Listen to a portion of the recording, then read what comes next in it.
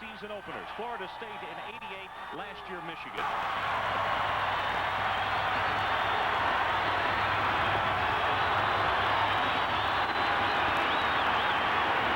Carlos Huerta. He is from Coral Gables, very close by. Kicking to number 21, Stacy Corley. And on the far side, number 5 is Derwin Gray. This is going to be taken at the 15-yard line. Out over the 30 to the 33 is Brad Clark. And now for tonight's starting lineups, brought to you by Die Hard. Ty Detmer out of San Antonio is at quarterback. He will have Tui Pelotu and Bellini as his running backs. Nyberg and Boyce are the wide receivers. His tight end, All-American candidate Chris Smith. In the middle of things, Robert Stevens, the center. Baumforth and May are the guards. And at the tackles, Neil Fort and Mike Kine.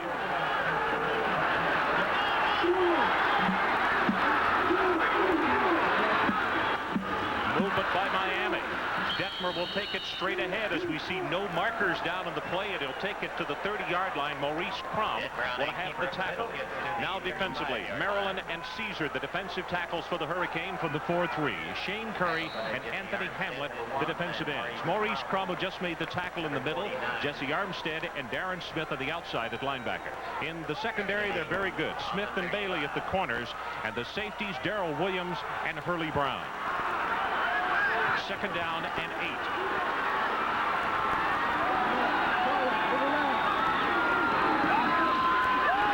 Feels the pressure, gets it away, complete across the 40-yard line as Armstead comes over to make the stop, but Bellini out of the backfield, and something you talked to me about yesterday as far as the backs coming out and how BYU would utilize them, that we'll see a lot of this tonight. BYU, one of the best in the country at getting their running backs out into the secondary in a hurry. On this play, he had to. He had Russell Maryland right in his face. That's what Ty is good at, is getting rid of that ball with someone in his face. Third down. They need just across the 43. Short drop. It is complete. Near sideline. Nyberg will have the first down just shy of midfield. Maurice Crum on the stop. Ty did a nice job there, Ron. They were off in the secondary. He only needed 4 yards. He took advantage of it, got it in and out of his hand quick. Just a 3-step drop, first down. Nyberg, who is a senior from St. George, Utah, is described as their go-to guy. And he was in the first big third down play of the evening. Almost 4,600 yards for Ty Detmer. 2 of 2 in this one tonight for a total of 14 as Corley comes in at running back. Corley, left side, 5, 6, 7, down to the 43-yard line of Miami. Bailey from his right cornerback spot up to make the tackle. Absolutely one of the keys to this game is, can Brigham Young run the ball just a little bit to keep him honest. There you see him. He gets him with the snap count, Ty does. Runs a little bit of counter tray back in there. Positive yardage. Very good side for them, moving the ball on the ground. Gary, this is twice on this opening series that we have seen the defensive front for Miami jump. Obviously, Ty is using a stop and start in his count. Hut. He's give it to him. They're wired on defense. Detmer goes with the running play to a Pelotu down to the 43-yard line. That's going to be a gain of a half, maybe a yard, and Darren Smith, the sophomore from Miami, comes up to make the play, and now a very big one coming up here for the Cougars. Still in pretty good position here. Third and about 3 and 4. A lot of things he can do. No way that Miami has any idea that he has to throw, has to run. They've got a lot of different options he can call. That'd be nice all night to have third and 3 and 4.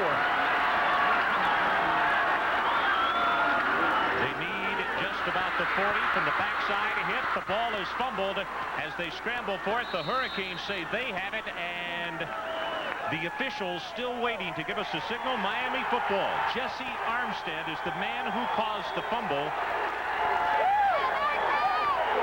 Anthony Hamlet has made the recovery.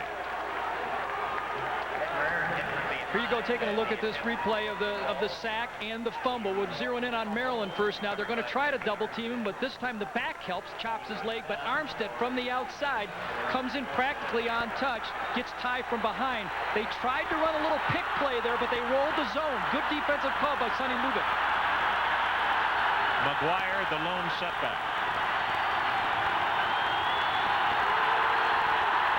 He's audibling. Short drop comes out to the near sideline to Carroll, pushed out of bounds at the 46. The starters on offense tonight for the Miami Hurricanes. Craig Erickson, West Palm Beach, Florida, at quarterback. He has Stephen McGuire at fullback tonight. His tailback is Wesley Carroll out of Cleveland, Ohio. Trill Hill and Lamar Thomas, the wide receivers. Rob Chudzinski is the tight end. The center, Darren Handy. The guards, Cristobal, that's Louis Cristobal, and Claude Jones. At the tackles, Sullivan and Searcy. Two tight ends. Straight ahead with the play, and it looks as though the Hurricanes have picked up the first down. And let's take a look at the BYU defense as some extracurricular activity goes on downfield.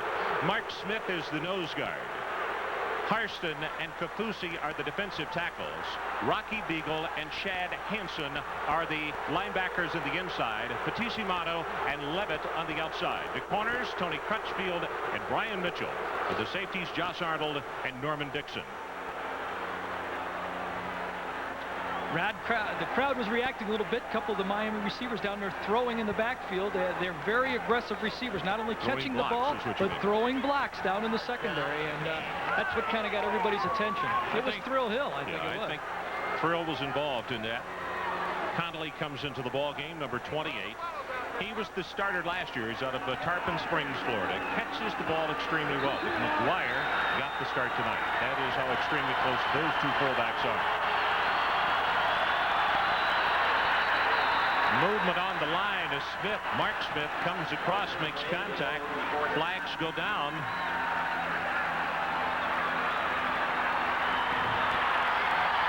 Illegal procedure, Miami. Guy Gibbs, our referee tonight, and he says mark it against the Hurricanes. False start on the offense. Still first down. We're going to take a look here at that false start. You see the lineman there in a two-point stance, but the tight end, let's see which guy moves here. Oh, the left guard makes a move, and even if he's in a two-point stance, if he draws him off, it's still a penalty. Connolly, running play, hit at the line of scrimmage, maybe a gain of one. Shad Hansen steps up to make the hit on him, and with every tackle, this partisan house is roaring here in Provo.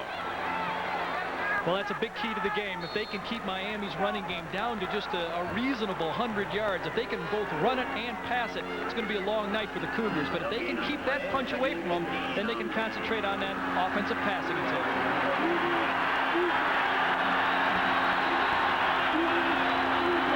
On second, Erickson hit and sacked. Rocky Beagle, the first man to get there, back at the 47-yard line.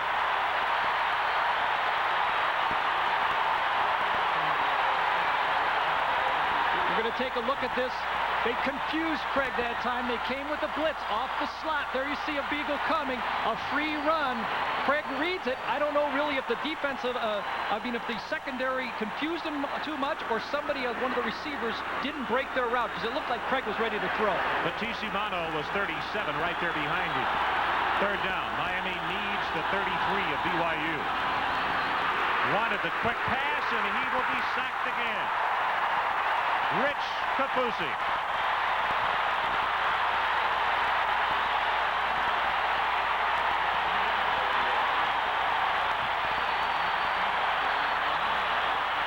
They're playing man-to-man defense. They take away the quick throw. Kafusi, their best athlete, comes in and cleans up, but it really was a coverage sack.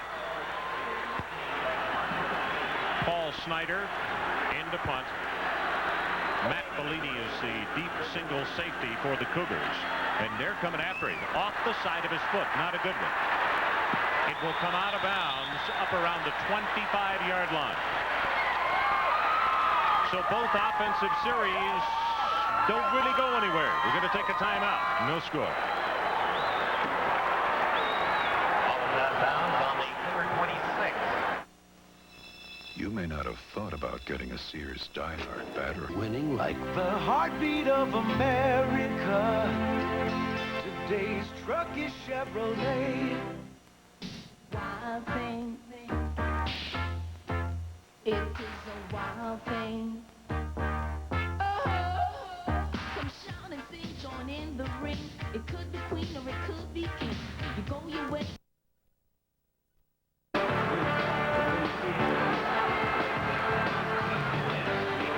Franklin and Gary Danielson back in Provo, Utah. Great to have you along. The third game of this doubleheader. California won the opener, Virginia the second game, and now Miami and BYU. Detmer complete again, far sideline to Nyberg. Going to be minimal yardage, maybe a gain of 3, just shy of the 30 as Roland Smith converged onto him very quickly. Well, they'll hit you. There's no doubt about that. Those Miami defensive backs will come up. If you're going to throw those short passes, they're going to come up and lay some helmet at you every time. Ty's going with the short drops, trying to get the ball off, not get that Miami defensive line too charged up with a few sacks. BYU moved the ball in the opening sequence, couple of first downs into the fumble, and in a great defensive series. How important is that early in the ball game? Well, it gives them their confidence that they're looking for, because this is a big team. They're playing somebody that's ranked way up there, and they've never played a team that's rated this high before. Detmer, lots of time, has it complete. Chris Smith, his tight end. First down, BYU. We got a pretty passing game right here. We're going to zero in on Chris Smith, the potential All-American right here. He's going to take his inside release. Got man-to-man coverage. He gets underneath the linebacker, and Ty puts it right there. It's a way to throw the ball. They had a back cutting underneath there to clear some of that underneath coverage, and Ty laid it right in there. First and 10 is that pass good for 10 yards, and BYU at their own 40-yard line.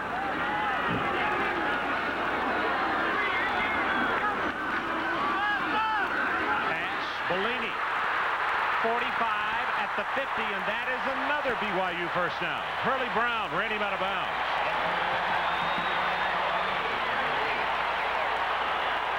Great read by Ty Detmer here. You can tell he's taking the short drop. He wants to throw the ball to his wide receiver. They take it away from him. He goes to his second guy, and a 3-step drop. Being able to react that quick is why Ty can throw those numbers week after week up there, those big numbers, because he makes those split decisions just without even thinking about it. He's 4 for 4 for 33 yards, all of them on a 3-step drop. That's on the 3-step drop, 4 of 4. Movement into backfield by Corley. Now the marker comes down. Spin move to the outside and tackled at the 47 by Armstead. But I think it'll come back as Stacy Corley came out of his stage, gave a little stutter step to the right to come back and move a count too soon. Wouldn't have been a penalty, but they already had one man in motion, so 2 guys in motion is going to grab it. Lavelle Edwards, his 19th year here at Brigham Young University.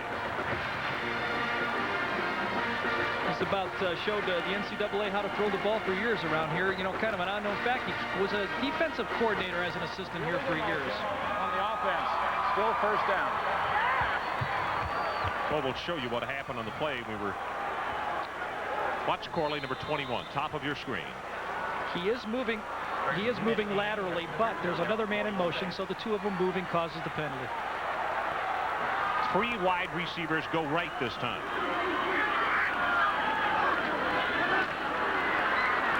Lots and lots of time. Now it breaks down. Gets it away. Overthrown. Bellini at the 33 is the man he wanted. Bailey was the closest to it. Robert Bailey, a senior from Miami, Florida. He had him open. This is the first one of his 7-step drops he's going to take, trying to throw the ball downfield. They're going to try to take those defensive ends and push them out wide. Ty makes the nice spin move, comes out, and those receivers will come across, and he had Bellini open, just threw it a little high. Russell Maryland was number 67 for Miami, putting on pressure. Detmer now 5 of 6 for 40 yards.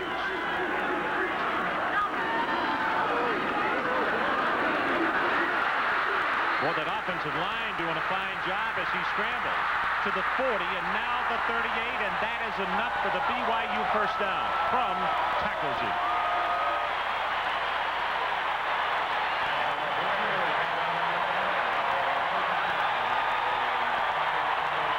Well, he had the good protection again. Ty's going to take another deep drop. You see him double teaming on the line right there.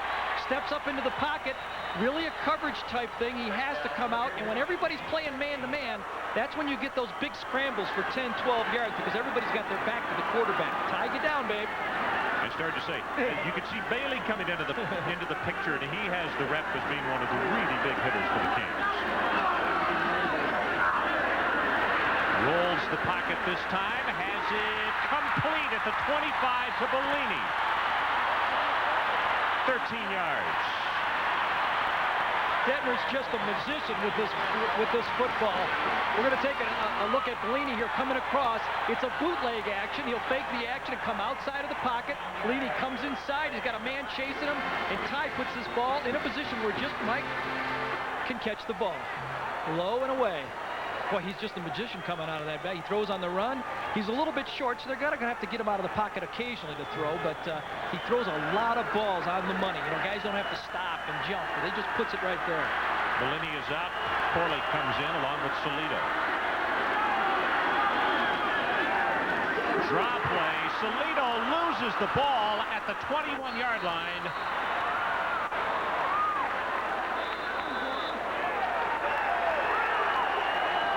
Miami football. 2 fumbles, 2 losses of fumbles. Well, this is a little bit of a high-risk play here. We didn't get to the replay early enough. Ty kind of fakes the pass and hands to him, but he had the football. It was just raked across the arm. They're moving the ball, but they're just not making the plays, holding on to it. 6:51 left in this opening quarter, still no score. I'd like to make a simple point about a gasoline additive called ProGuard. You see, without proper care, even new car engines accumulate deposits that can lead to a rough-running engine. Fortunately, there's a ProGuard. Added to a single tank full of gasoline, ProGuard's patented Tecron chemistry begins cleaning deposits not only from fuel injectors, but throughout your engine's intake system for a noticeably smoother performance. Chris, thanks so much. Several surprises in the state of Florida. The University of Florida winning big over Oklahoma State today, and so far in this ball game, total yardage BYU 77, Miami only 4. But the Canes have recovered 2 Cougar fumbles.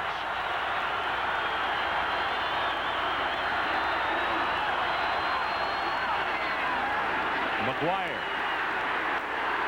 to the 24. Kafusi is the first man to hit him. Now let's go back and look at that fumble just a moment ago. Salido on the draw. Great call here. They had him upfield rush. You see they caught him in a little bit of a blitz, but Barrow comes over and just rakes the ball. Caught him in the one spot. And then Darrell Williams will make the recovery. 2 big fumbles. They're moving the ball. I mean, they got to be elated over there on the BYU sideline. 2 fumbles in Miami territory, the 47-yard line, and now the 21. Complete at the 29. Ball is fumbled. That's no signal whether the play is dead. Yes, they say it is. Randall Hill made the reception. He definitely was down. He had his knee down on that one. I don't know if he jammed his finger or hand on the ground right there. Looks like he jammed his arm and the ball popped loose, but he was definitely on the ground in that one. Well, you could see the low-line super there, Gabby Sabatini, the winner of the women's finals at the U.S. Open. Tie break in the second set to win it over Graf.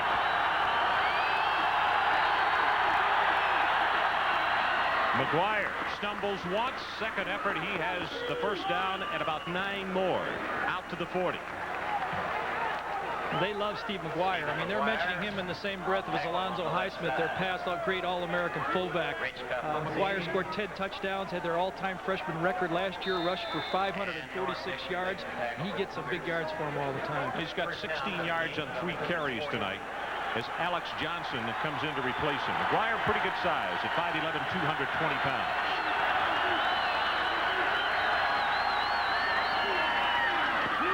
Misdirection, bringing the guards, breaks it open, and lots of running room for Johnson. Cuts it back, and he's down to the 21-yard line. Brian Mitchell saved possibly a touchdown. Alex Johnson, the speedster. Here you see a little counter tray action. The 2 big guys from the opposite side pulling. Alex gets the big hole, and he just explodes through there. Brian Mitchell, fastest guy in the BYU team, comes back and saves a touchdown because he's probably the only guy in the field that could have caught him. And the point you made earlier, the Miami wideouts love to block downfield. You could see it on that play. McGuire back in the game. No hold at left tackle. Slides to the outside, and he's going to have 6 yards. Rocky Beagle from his inside linebacking position comes over defensively. But now the Canes moving the football far more convincingly than earlier in this first quarter. Well, that's Lavelle Edwards' big fear, is that they're going to just ram it down their throat with the running game. Everybody talks about Erickson. Dennis and Miami ran the ball about 52% of the time last year. Well, particularly toward the end of the year, Miami ran the ball very well. And Dennis Erickson says they want to continue that this year. Swings it out to Conley. He turned an ankle or something as he goes down at the 13-yard line, and let's see if he gets up okay. Brian Mitchell on the stop, and it looked as though he twisted a knee or an ankle as he tried to make the cut. It was a screen play, and either Dennis got the ball out there a little too early or the lineman stayed in a little too long. Conley, look at, he's got no help out here. He's going to have to look for these big guys coming in, and yes, he does slip on the turf. He slipped rather than turning the knee. And of course, that was a big point of interest yesterday, was the length of the grass out there yesterday. All the Miami guys like that fast track. Spencer and McGuire, the setbacks on a third down. Miami needs just outside the 10. McGuire up the middle, first and goal, Canes. Mark Smith defensively. They're going to spot it just outside the 7-yard line of BYU. 5 carries now for 27 for McGuire. Well, Cristobal, Handy, and Jones, the left guard, center, and right guard, just are creating a hole for all the running backs, especially McGuire, to pound up in there. This is the spot on the field where Erickson has been very good at getting his team in the end zone.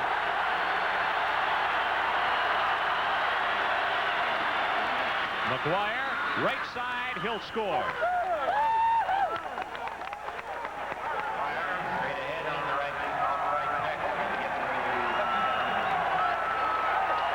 It's the same play that Alex Johnson just broke for 40 yards. This time McGuire is going to run the little counter tray action. The two big guys, the guard and the tackle, are pulling. They're going to just pound it up in there, just overpowering the BYU guys on that. A 7-yard walk-in. 79, Mike Sullivan with the paving block as Carlos Huerta. Look at the length of the grass. Huerta worked overtime yesterday.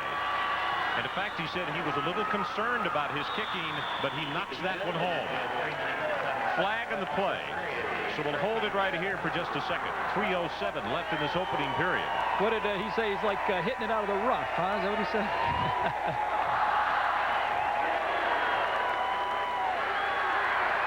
Illegal procedure against Miami. Gonna have to do this one again. Huerta worked yesterday after a very late. We have illegal procedure on the offense. Well, the special teams obviously don't realize that they need to be back out there, and now they're being beckoned from the bench. There's Huerta. But what he was talking about, this is a very lush and beautiful field, but they leave it just a tad high. And because of no tee in the colleges since last year, Huerta said that when the ball goes on the ground, that there is grass between his foot and the ball. And he said it's like hitting out of the rough. And he said some are going left, some are going right. They're not all going straight. Well, he has never missed an extra point. So what does he have in a row here? 91 or something in a row, extra points. And he doesn't want to ruin it with a kind of a knuckleball out of the high grass. Well, he's going to get to do it again, this time from back at the 15-yard line. And if he hits it, it would be 92 straight. 7 Miami kicking records. And as we told you just a moment ago at kickoff, he comes from very close by Coral Gables. He was funny talking about it, though, wasn't he? He had a pretty good... He has a great sense of humor. He, in fact, is a pre-law major, a 3.31 GPA, academic All-American last year.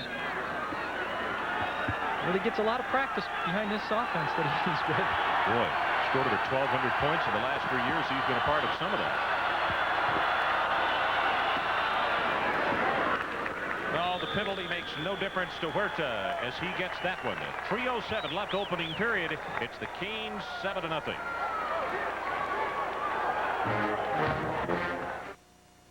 Here's a first ever offer to Florida residents from Dollar Rent-A-Car. You have a license to rip us off. I can guarantee you playing pro ball, we used to run home to watch that show, find out what everybody did around the league. Used to watch Chris and Tom and all the guys, get all the highlights. Huerta's kickoff. This is going to go to Gray. 5 yards deep. He will not return. And the Cougars will take it out at the 20-yard line. And now a marker from deep downfield at the 30-yard line after the play had been touched dead. That flag came from the near side. It was thrown into the middle of the field at the 30.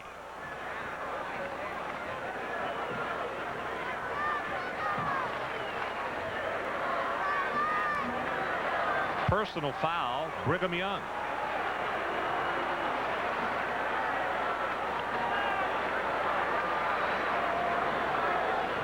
Well, you know, Miami usually gets all the press about being the rough guys and getting all the personal fouls, and the first one to draw blood, so to speak, has been BYU tonight. Yeah, but LaBelle was not very pleased with their opening game last week when they had a rough start against UTEP as far as the penalties are concerned. This will take it back to the 10-yard line.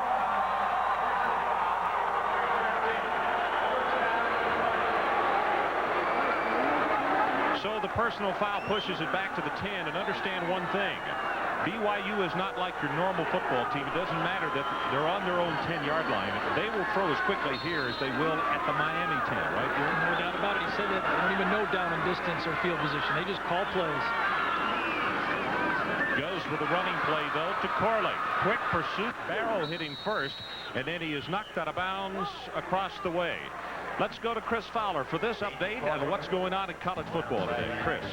Okay, fellas, Florida State has awakened. 80-yard drive capped right here as Edgar Bennett draws in the Brad Johnson pass. 17-10 now. The Seminoles jump in front of East Carolina midway in the second quarter. Pair of touchdowns for Mr. Johnson.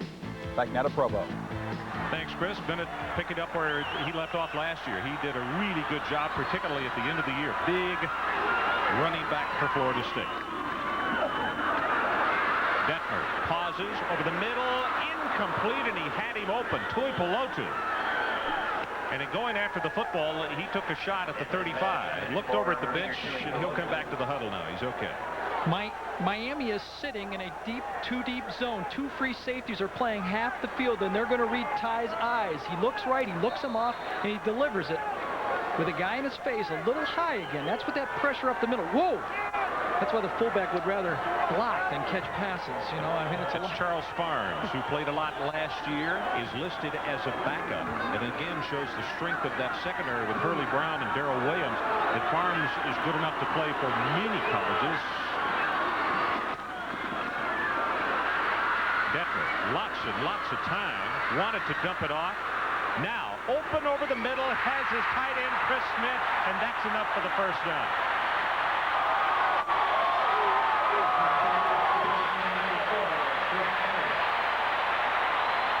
This is an absolute bravo play by Ty Detmer here. I mean, he really sees the field well, doesn't he? He buys time. He's already got the Miami defensive lineman slowing down and ready for him to scramble. There you can see Caesar right there. But he can't keep up with Ty right here as he scrambles. And as he scrambles, he keeps looking downfield. He finds his All-American tight end, takes a little hit, but for a 20-yard gain, he'll take those all night, even if you're only 6 foot 170. Good for 24, and throwing across the body that way is pretty tough. Proved he has something on the ball, can throw it. Short drop. Near sideline, Valdez pushed out of bounds close to the 40-yard line. It's a gain of almost 5 as Farms, who is a busy man of this series, makes the play defensively. We talked to Roger French. He spoke really highly of Nate Valdez. There you see Ty, 8 for 10, 81 yards. Valdez, they feel, is going to be the star of the future for him. Just a sophomore. They got a guy that can catch the ball. That's what's important. They got a guy that can put the ball there, too. Well, Valdez is also out of the state of Texas, as is Detmer. Miami's moved up their secondary here. See if they come a little bit. Valdez is out of Mission, Texas. Here comes the blitz. Corley going to be knocked down. It's Barrow, who steps across the line of scrimmage and makes the hit on him. Well, Ty recognized the secondary was up there. He called an audible. The secondary was a completely different look for him. He knew the blitz was coming. He elected to go with the running play there, and the penetration was too much. Kind of blew it up before it got started. You know, Barrow has played the last 2 series, and we just stood up to check down on the bench. Armstead is okay, just that Miami, because of the depth, given some starters breathers early on in the game. And I think Barrow might be a little better in pass coverage with the zone than Jesse. Jesse's a better pass rush guy. come in on the blitz from that left side. Pass in and out of the hands at the 45-yard line. Matt Suzuki was open, and he dropped it. Take a look at the secondary from a little bit higher up right now. You're going to see the deep double zone. The two safeties back up. The linebackers are reading his eyes. Watch the middle linebacker. Ty looks him off, but delivers it just a tad behind the receiver. Let me apologize. It was Nyberg who dropped the ball. Nyberg, one he usually catches. Kaufman, who does the place kicking, the kicking off, and the punting. Line drive. Carroll. Passes the 30 to the 35. 42 yards on that kick and 14 on the return. One of the reasons Miami able to make a very decent return out of it was because the kick was line drive rather than high and good coverage. The goal of a punt return team is always to try to pick up at least one first down. They want to get at least 10 yards, and that really helps the drive. I mean, it makes it a 65-yard drive now instead of an 80-yard drive. A big advantage to get those 14 yards. Under a minute left, first period. 7-0, Miami. Going to go long, and he had him wide open. Over the middle, Lamar Thomas looked like the first guy out to the workout, and Erickson didn't pick him up. Oh, my goodness. Blown coverage in the secondary by BYU. In Craig's defense a little bit, the play is read a certain way. It's going to be a play action pass, and he did have Kafusi right in his face right here. So Ty's going to go to his first guy. If he's open, he can't look for the second guy that's open, so he had to get rid of the ball. But there's no doubt Lamar Thomas, in the press box will see that, was wide open going down the middle. Look for that one later.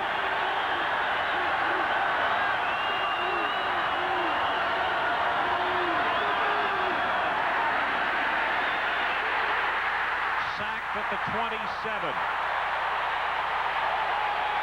Rick Wilson got to him first as the secondary for BYU just covered the Miami receivers like a blanket. It's a loss of 13.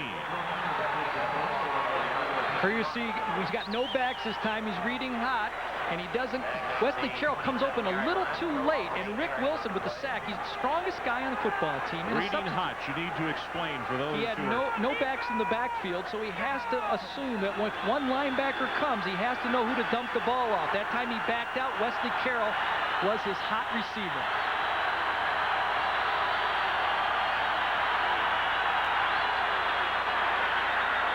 Chudzinski drops it at the 35, and it's fourth down, Miami.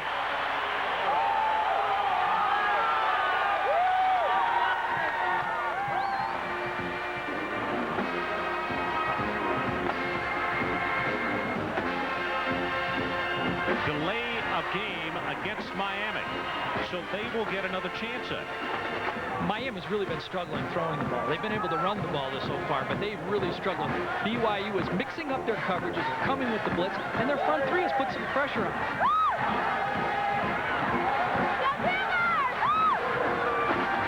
So it's not a penalty that BYU can decline. 1 second will go back on the clock. 1 second left in this opening quarter. And you get a third down with the 5-yard penalty. The ball has been pushed back to the 23, and to get the first down, the Canes have to go out to their own 45. Well, it's not like they've never had to call a play like this. I'm thinking back to last year when they hit the 3rd and 41 against Notre Dame to actually turn the game upside down. Let's see if they send all 4 receivers up the hashes and outside and see if they can play off that middle safety and throw the ball.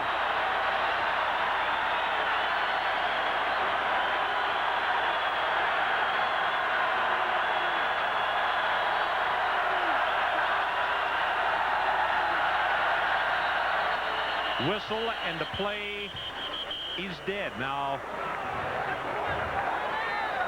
the 25-second clock is back to 25.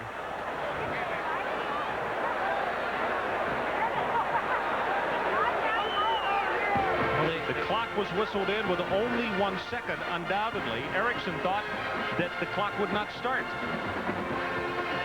That the play would be finished. So that is the end of the first quarter. Let's take a timeout. Miami 7, BYU nothing.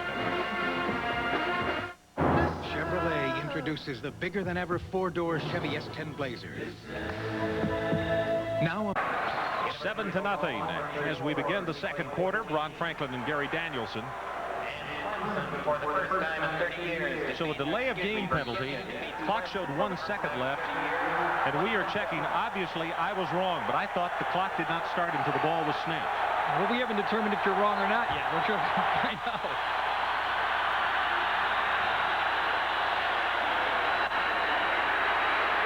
Erickson, incomplete. Randall Hill was the man that the pass was intended for. Let's go once again to Chris Fowler. Okay, fellas, the points are coming. Snyder, 28 yards in his first kick. This is a hanging spiral that Bellini will take under pressure. Gets by the first man, and then he is swarmed at the 40. Kick of 37, loses one on the return. 7-0 our score, and the storyline in this one so far. BYU 2 fumbles in Miami territory. Johnson with the 40-yard run of the touchdown drive that came up really big. Detmer 8 of 11, 82 yards, and rushing. Miami 61, BYU 23. The 2 fumbles and the 61 yards rushing by Miami are bad omens so far for BYU.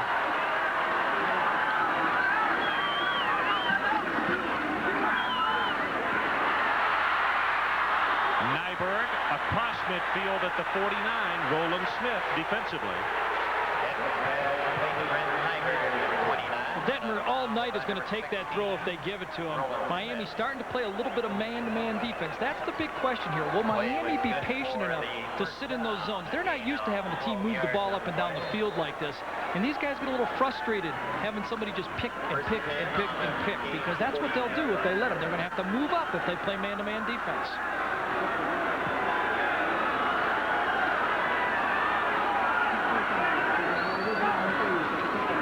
Short drop. Bellini, you saw him in motion. They got the isolation on Farms. Breaks it across the 38. Good for the first down at the 35.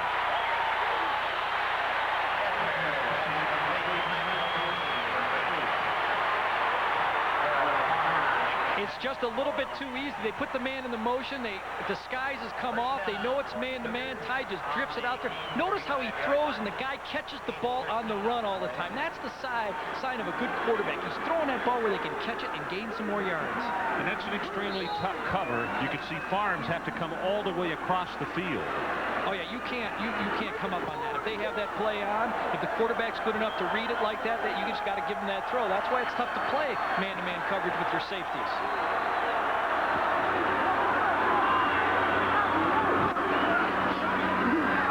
Detmer has it complete again. This time Boyce gang tackled Smith, the first man out there, number 16, to make the hit. These short passes accomplish another thing for the BYU offense. It tires out that Miami defensive line. You can see those guys, Russell Maryland, Caesar, Hamlet, Curry. They want sacks. They want to get in there. And they're going to go through all that work. They're grunting. They're trying to put their spin move. They look up, and Ty's already got rid of the ball. It's only 4 or 5 yards, but it's a long game. You got to rush that passer all night. Robbie Bosco, former great here at BYU, now an assistant coach. Detmer got by Maryland, got by Caesar, and then finally tackled down around the 31-yard line. It looks like Maryland is the man who wound up wrapping him up. Russell Maryland, the Outland and Lombardi candidate. I think he's going to go in the top 1, 2, 3 in the draft this year. One of the best defensive linemen with feet, and he can run, and he's an effort guy on every play. Just a heck of a football player. He can play for my team, or anybody else's for that matter. 6'2", 273 pounds, and they say he runs a 4.840. I believe it. Deeper drop by Detmer, and he nails him at the 18-yard line. First and 10 BYU. Bellini for 14 yards. They're checking, I believe it's 5 receptions for Bellini. 5 for 57 yards. Matt Bellini, the brother of Mark Bellini, who plays for Seattle. We're going to go no huddle offense here. Calling it at the line. He can dial any play, we were told yesterday, from the line. Bellini this time on the run. 3 yards, now 4 to the 14. There is no doubt that Miami defensive line is sucking a little wind. They're going to have to substitute some guys. In fact, they are right now. They're bringing in a couple of substitutes because it's just too hard to rush the passer play after play after play like that. Eric Miller, number 95, a junior from Palm Beach Gardens, checks in at defensive line.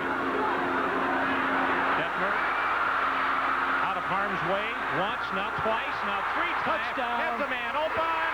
Bellini.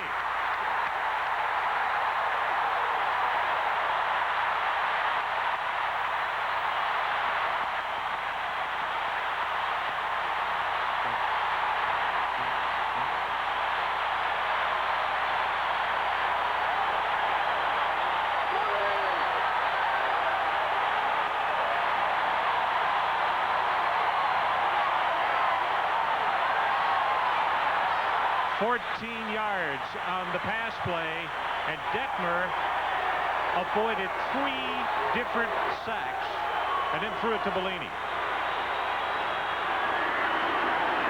Kaufman to attempt the extra point.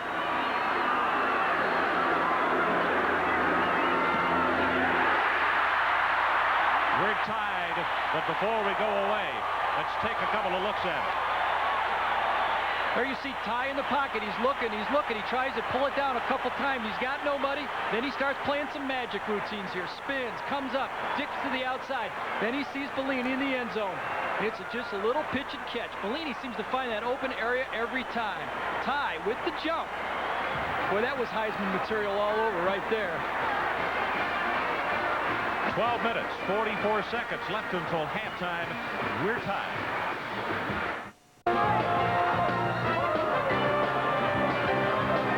One of many ties in the stands. You see they're wearing the little ties. They were asked to bring different ties. In fact, we're going to show you some video in just a bit. There's a big Y up on the side of the mountain that overlooks this campus at Brigham Young. Last night, some youngsters crawled up there, and when I say crawl, they had to go a pretty good distance. Yeah, hiked might be the word. And put a T up there to make it tie rather than the Y.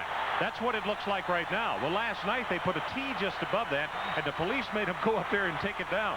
There you see it. There you see it. And folks, we're not talking about a couple of 100 feet. We're talking a long way. Kaufman to kick it off. Johnson and Hill are the deep men, and this crowd is once again aroused. Wow. 5 yards out of the end zone.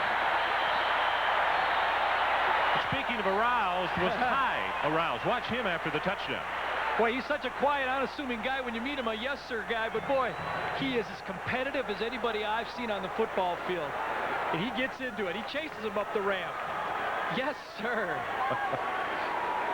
Hey, that's fun. I'll tell you. You read about Miami, watch them on TV, and then you get to show that you can do it, too.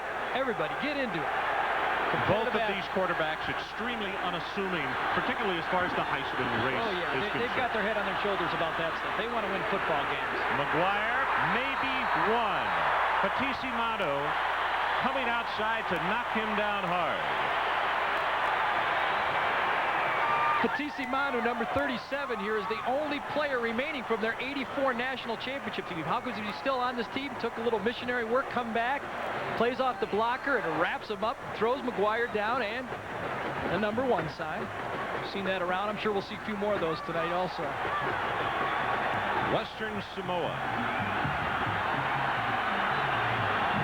Total yards from BYU now at 165. Erickson over the middle, almost intercepted, and I believe Wesley Carroll has come away with the catch. He has. Wow, that's a great effort. He was surrounded in blue. I'll tell you, we talked about Miami's rush all night, but it's been BYU's rush on Erickson that's had trouble. He had no room to step up in there, made a good throw, and Carroll with a great catch. Watch, you see it. It's tough to throw when you can't step into it like that. That was Kafusi, number 59.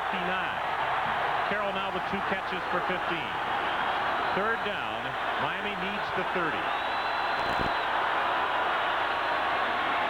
McGuire, he's not going to have it. Rick Wilson.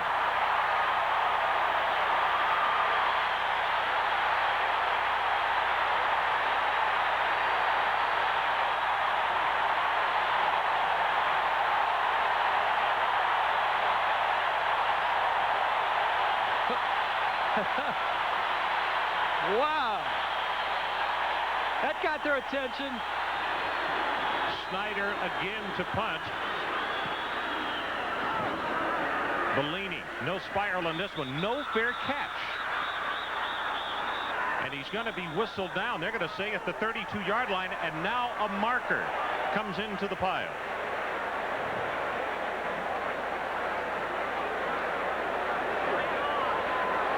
Well, the reason for the marker then, if he did signal for the fair catch, will be a delay of game 5 yards for advancing the football. Matt was upset with himself. Delay of game on the receivers. Let's see if we can see it here. He comes up. He's thinking about the fair catch. That's all you got to do, though, because the defense is much akin to what happened last week in the Nebraska game. Once you just lift the arm, you can't deceive the cover team. And the people that are upset about it are those cover guys that were getting knocked all over the field. Yes, you take a paste in the mouth, and it's for a fair catch. That's not too much fun. I'll tell you, Matt Bellini hasn't made too many mistakes, though, tonight. He passed Todd Christensen on a second all-time list now for receiving for BYU. Phil Odell, former Detroit Lion, is up there. There's 183 catches. Matt's... Oh, that defense for BYU. Yeah. Hey, breath comes a little easier. Smiles come a little easier when things have been going the way they have for them.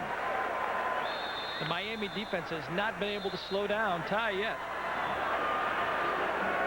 10:49 left until halftime. Tie ball game at 7.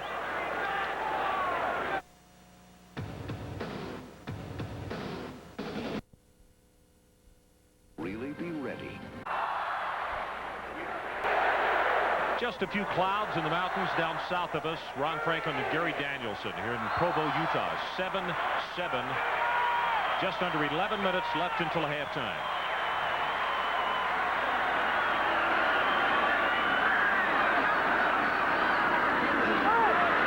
Detmer faked the run, put it on the hip, and now will pick up 4, maybe 5 yards.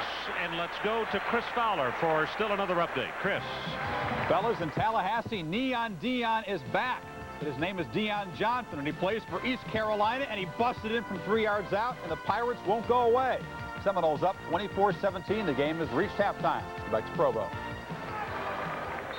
Thanks, Chris. We'll be going back to Chris and Lee Corso at halftime of this ball game to update you on today's happening this Saturday, number 2 in college football.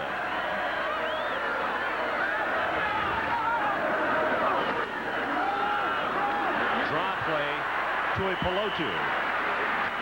Up around the 39, and he's going to miss the first down by still about 3 yards. Ty so far has had a hot hand. Here we've broken down his passing distances. What I mean by this is less than 9 yards. He's 8 for 8. That's where he's thrown the ball. 75 yards. They catch it and run a little bit. Middle is 10 to 19, and long is more than 19 yards.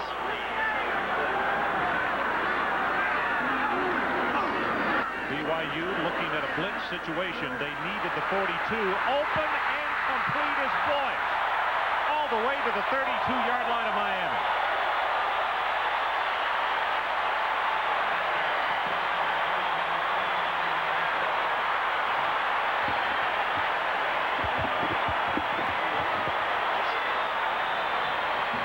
Well, we talked about the different passes. They come with the blitz. Miami does this time. Ty hangs in there as long as he can, then lays it to the outside, goes on his butt, but he knows he's got that big first long completion. He hung and he hung and he put it out there even before Boyce made the break. That's how you get the big plays. Miami has to have the patience to stay in the zone. They cannot match up man to man.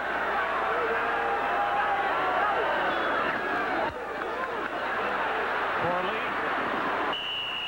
Just inside the 30, that's Michael Barrow, a junior from Homestead, Florida, who bumped him out of bounds. 9:54 left first half from Provo. And if you have just joined us, it is BYU 7 and Miami 7. The Canes went on top first. And now BYU, in fact, BYU moved the football in their opening 2 drives only to fumble twice and lose them both in Miami territory. One on a sack and one on a drop play. Not bad. 67 yards already. He's got the blitz.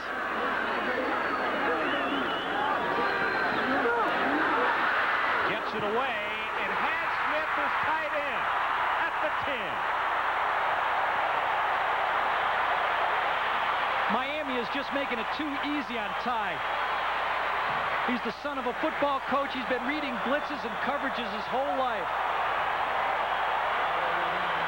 We're going to watch him right here. He reads the blitz. He's going to audible. He knows what he's got. He knows he's got man-to-man. He hangs as long as he can, and he throws it right into the rush. Eric Miller just lays it to him. Look at him spin around for the completion. He knew he had a chance. So let's take a timeout. BYU 7, Miami 7, and the Cougars threatening. We'll be right back.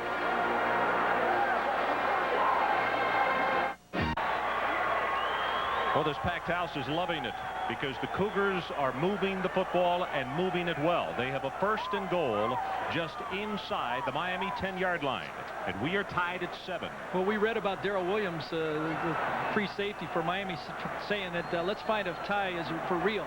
I think they believe that Ty is for real right now because he's putting on a show.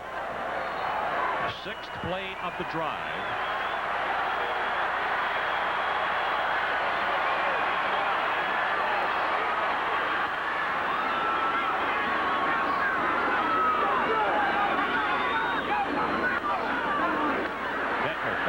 Pressure, just overthrown. Valdez was the intended receiver. Darrell Williams, the man that Gary was just talking about, was the man who had the cover, and it was Eric Miller again, number 95, who had come into the ballgame on the last series, again putting pressure on Detmer. Well, they brought everybody but Dennis Erickson that time, and Ty threw it to the right guy, but he threw it a little long and didn't get completion. He's going to line it up, tee it up again.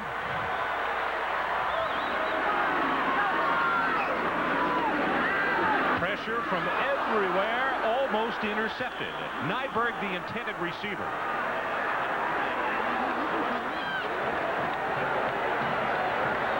Miami looked as though they had at least 8, Gary, if not 9 coming. There you see the Miami front. They're using the bear look now. They got 8 guys coming. The other guys playing man-to-man. BYU crossing their receivers, trying to pick a little bit, trying to get the cheap touchdown. Right call. Still good coverage in the secondary. Now it's 3rd down. 3rd down and goal, 9.5 yards away.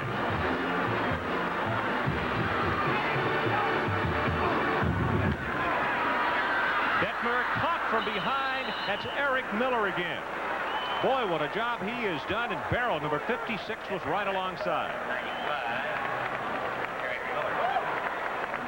Well, they tried to roll away from the rush that time, but one of the things the Bear defense does is they rush from the outside and they keep you in the pocket. It's very difficult to get outside against that Bear defense because those 2 wide guys are crashing from the outside.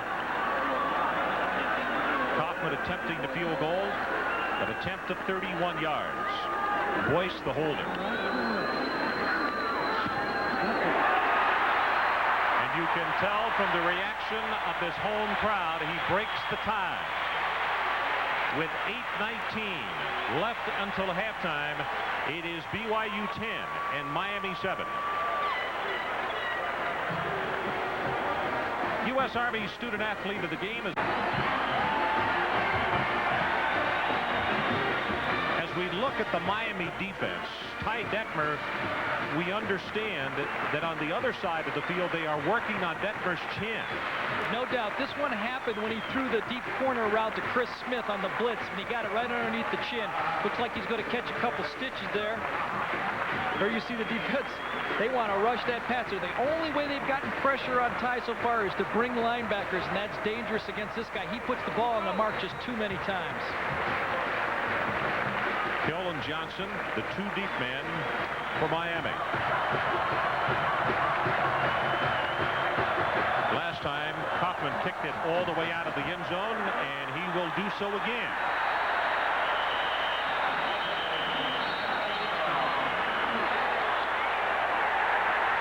And now a late flag across the way.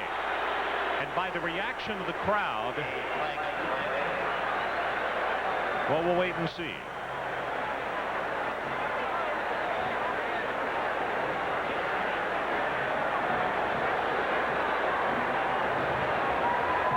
cheer went up rather than ooze.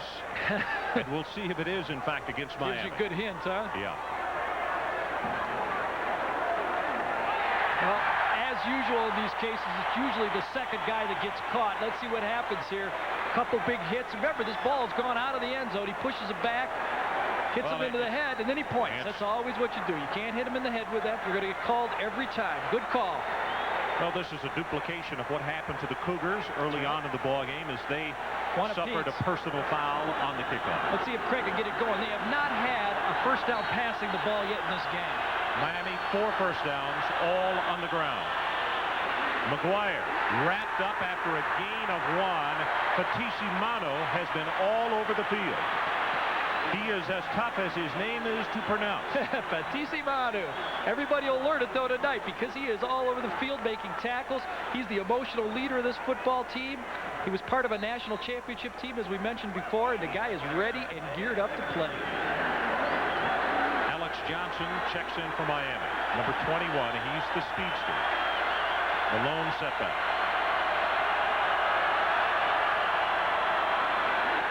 Johnson gets by 1 tackler, will not get by the second, as he is going to be knocked down by Norman Dixon. And they will spot the ball just shy of the 15-yard line. It will be 3rd down Miami, and they need the 30 for the first.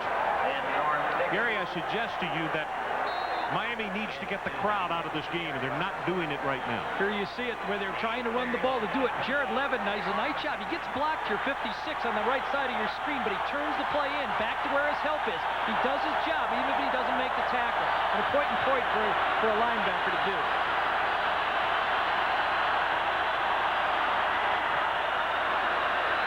Erickson, incomplete. Carroll, the intended receiver at the 19, and listen to this crowd.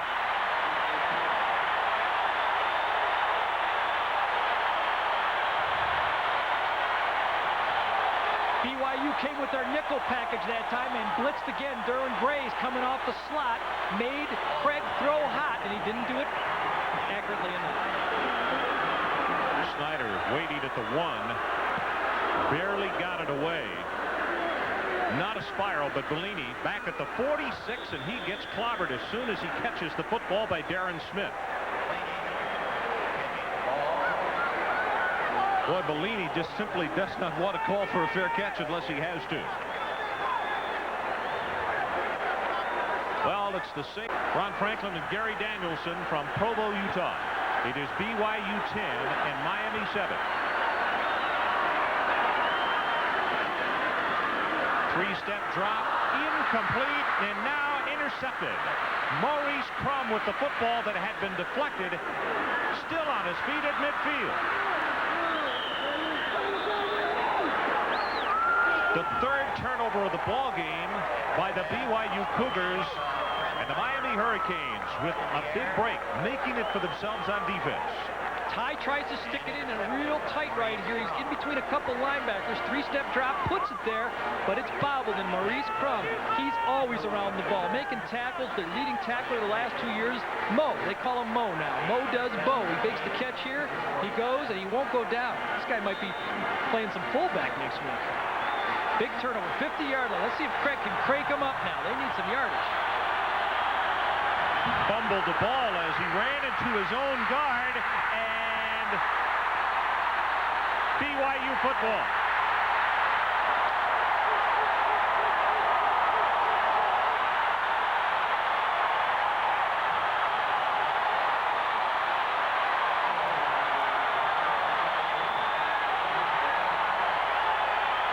Norman Dixon on the recovery, and the pulling guard collided with Erickson. No doubt about it here. You see Craig take the handoff, and he doesn't really get the snap cleanly. That's what happened on the play. It was bobbled from the get-go. It looked like the guard knocked it from him, but then it's a mad dash, and first turnover. Boy, back to back. Let's go the other way. Watch it. On the ground, then the lineman kicks it. Which usually happens, and then you got to go chase for it. Fake the run, Maryland, and he gets it away to Boyce. That's a gain of 2, but I'll tell you what, it should go on every highlight film that they have. Oh, my That's God. incredible. I'll tell you what, there's a lot of people voting right now. Russell Maryland had him in the grass. Not only did he get away, threw its sidearm falling away. You know what's so inspiring right here? When you got a guy that weighs about 160, 170 pounds out there doing this against some of the best players in college football, that's just so infectious to the rest of your teammate. You're 260, you're saying, hey, if he can do it, I can do it. Here comes the blitz again. They're coming after him. Detmer over the middle, single coverage, incomplete, and a marker.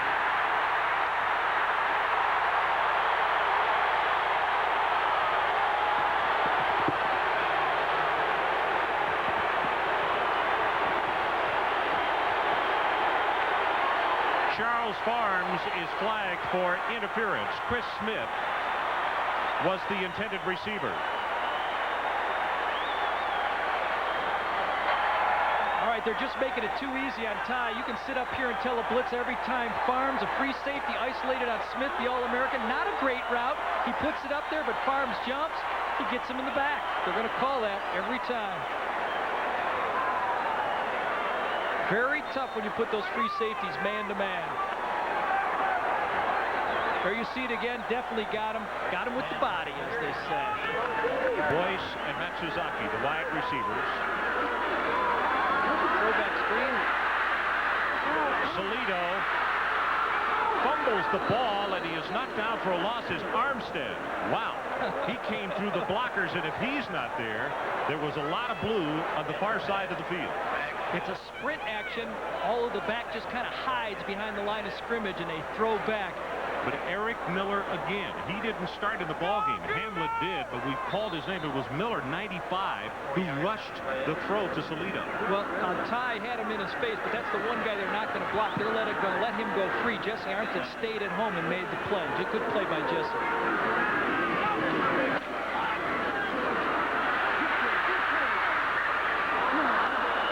Valdez, the man he was looking for at the 35. Russell Maryland, that time pressuring the passer. You see Maryland here is going to come around on a stunt to the outside. He's going to chase, and believe me, I can't tell you how frustrating it is for these big guys to run all that way and not get a sack. In fact, it's so frustrating, he's going to come off the field. He's sucking wind big time. Ty, he almost gets a completion there by not completing the ball because he avoids the big 10-yard sack. Mulaney and Salido in the backfield for BYU. He's going to audible here. Pass incomplete, and Detmer got rocked. Matsuzaki, the intended receiver, and I believe it's Barrow, it was, who came through and really lowered the boom on Detmer. Watch him. Here you see it, the all-out blitz. The only way they've been able to stop him passing. The zones don't help. They're going to come out with the blitz on him. He waits as long as he can. Catches one in the face again. Oh, that's a long night, I'll tell you. 170 pounds. This guy's looking right at you in your face after you do that. Probably talking to you, too. Field goal attempt of 54 yards by Kaufman.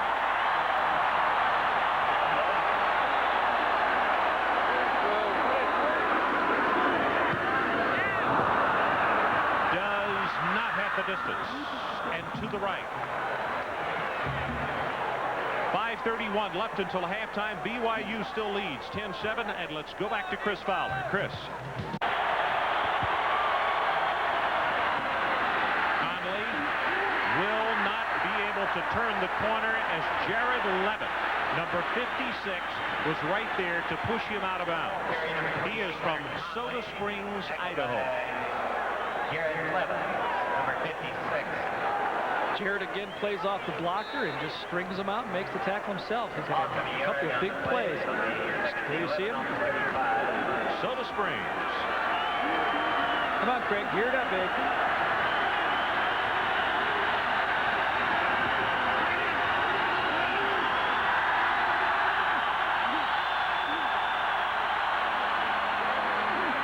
Quick outs, incomplete. Looking for Randall Hill, but Kafusi, you could see number 59 come across with his hands up and obscuring the vision of Erickson. Good point, and that really is why the throw went high, because he couldn't follow through with the throw. The ball sails a little bit. It was an audible. They were playing off. BYU's. You'll see it right here. Kafusi's in on the throw, gets his hands in the throw, and throws it a little bit higher than he wanted to. Just couldn't follow through.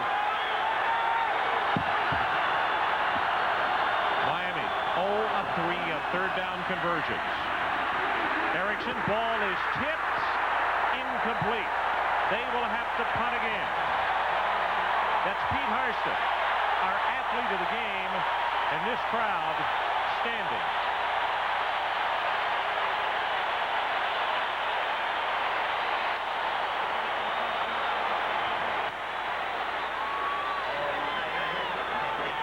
Snyder to punt again, and let's see if Bellini forsakes the fair catch, because Miami has done a good job of downfield coverage. This time he does, because of a very long spiral to the 17. 48 yards in the punt by Snyder. This is going to be one of the worst field positions that BYU will have had all night. The only other one I can think of was that scrimmage from the 10 following.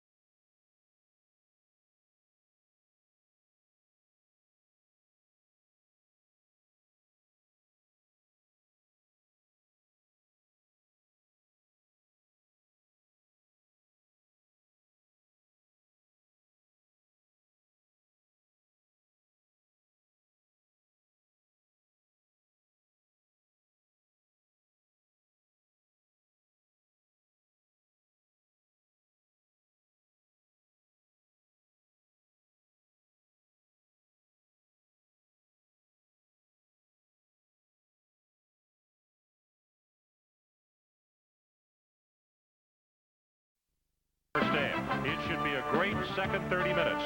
Chris Fowler will be along at halftime along with Lee Corso to bring you up to date on what else has happened in college football today. But right now, let's go to a break. BYU 14, Brigham Young University leading over Miami at a halftime. And as you look at what is a gorgeous sunset just back to the west of the stadium here, Cougar Stadium in Provo, Utah. So a lot of things for these people to smile about. And when you look at what Detmer has done in the second quarter alone, he passed for over 200 yards against a defense which you made the point that they are as good as any college defense in the nation. Well, even Lavelle Edwards said they're the best front seven his team has ever faced, and Ty just ripped them apart by just hitting his backs and picking them and frustrating them a little bit.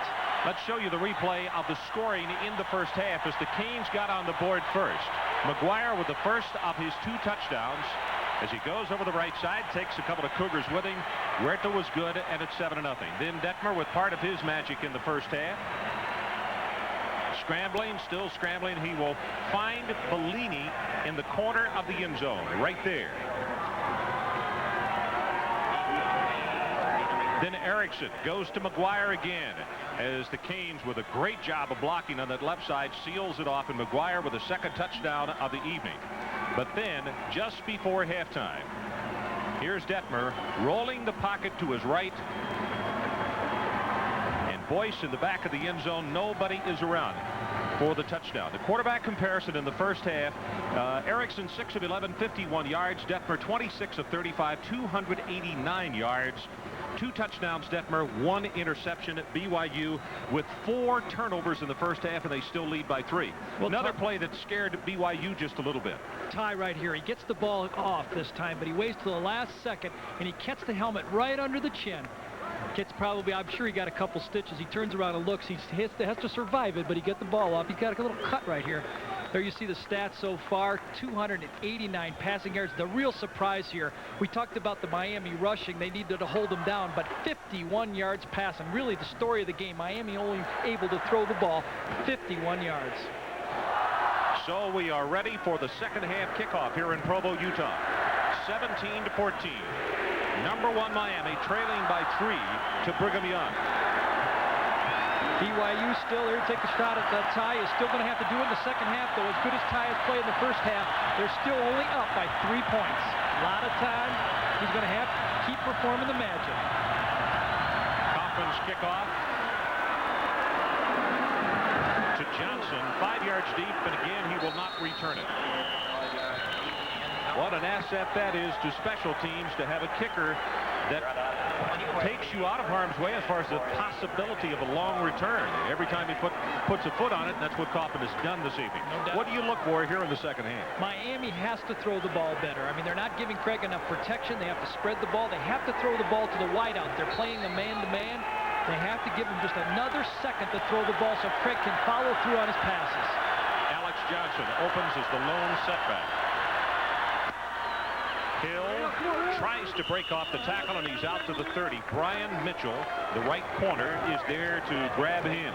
You know, a lot of times we try to make this football game a little too complicated. I mean, it's not really a game of chess. It's checkers. If they double the inside guys, you throw out. If they move to the outside guys, you hit your backs on the inside. If they drop too many people back, you run the ball. It's just not that complicated when you have the type of athletes Miami has. Dennis Erickson in his second year as the head coach at Miami.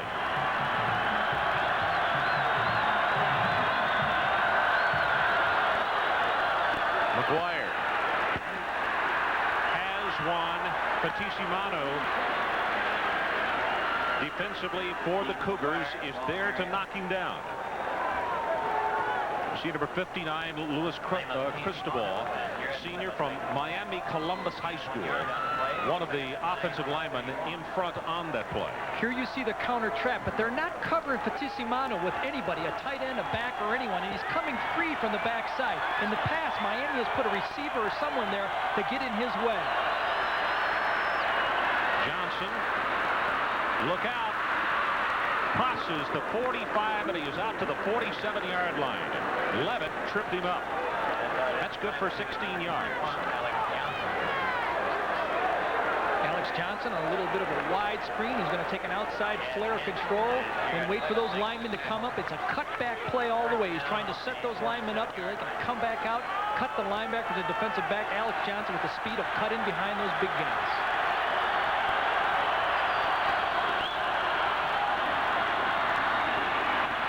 Erickson looks, nobody open on the far side. Thomas threw it a little high, but Thomas, I think, is as upset with himself as he is with Erickson over the throw.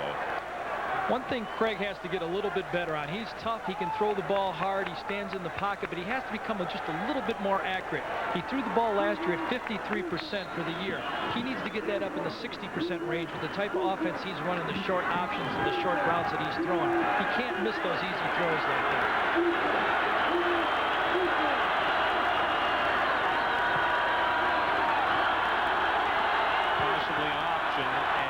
Johnson moves up a step. Pass is thrown complete to the 46 to Wesley Carroll. Mitchell, one of the first to come over and make the hit on him, along with Josh Arnold. You had it right. He called an audible there. A little flat by Wesley Carroll. He knew he had a man-to-man. He knew it was man-to-man coverage. He steps back, takes the three-step drop, goes to one of his favorite receivers, big target, Wesley Carroll. That's what BYU has to do, though. They have to hit after the catch. No big runs after the catch.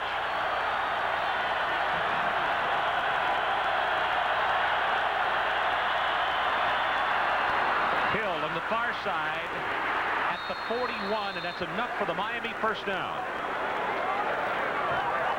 You've seen Miami has made the adjustment. Offensive coordinator Bob Bratkowski has noticed that there's single coverage in those wide outs out there. Craig's just rearing back, throwing it, giving them a little bit the same thing that Ty's been doing to the Miami defense, getting it off quick.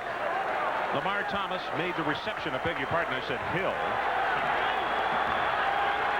He comes out on this play. It is a 1st and 10 of the line of scrimmage to BYU 41. Pass is tipped, and he had him wide open. It was Josh Arnold who got a hand on it.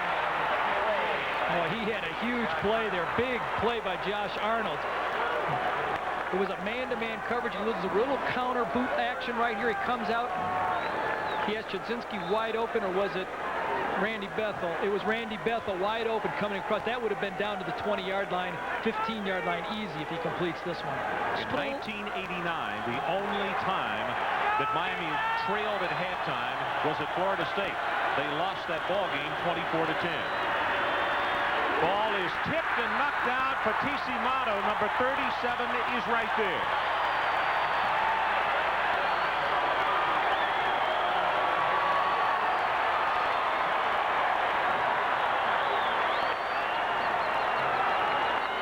They tried the screen pass again. They invite Batissimano upfield, but this time he smells it out, jumps up, and knocks it back down.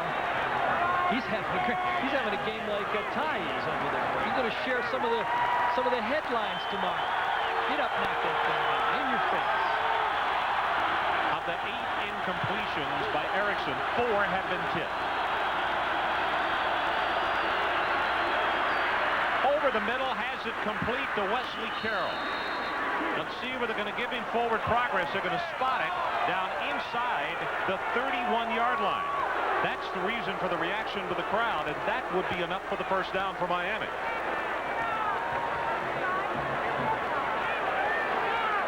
Looks like he has it. Great job of reading here by Craig. They go with 0 backs. He reads hot to the right side and delivers the ball. He and Wesley Carroll running the play. Just do it perfectly. Explain a couple of things here. 0 backs and hot. I know what you're talking about. Well, when they bring that back out of the backfield, he's got nobody back there. So as we talked before, that tight end has to look in case one of those linebackers blitz.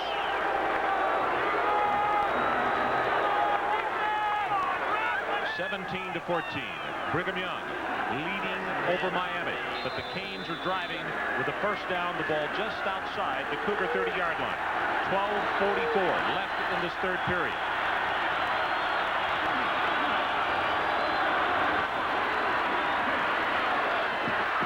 Incomplete. Hill was the man he was looking for. Crutchfield was squeezing him on the sideline. Number 3, Brendan Hill, defending on the play. Number 24, Tony Crutchfield. injured his hand last year. In fact, we had the game with Miami and Florida State, and Craig was unable to play in that one. Gino Torretta got the start. And we are told that Erickson's hand still, from time to time, aches a little bit. Right up the middle, McGuire. He's going to have the first down inside the 20 at the 18. McGuire hits this one running full speed. Going to get an end zone shot. Look at it right here. He comes back. They've been passing the ball a lot, drawing in that rush. Little short action, man to man. The offensive tackle comes in and traps the middle linebacker right up the middle. Boy, he gets off the ball quick, McGuire. 62 yards for McGuire on 15 carries. Over the middle has Chudzinski. Inside the 10, it's first and goal, Canes.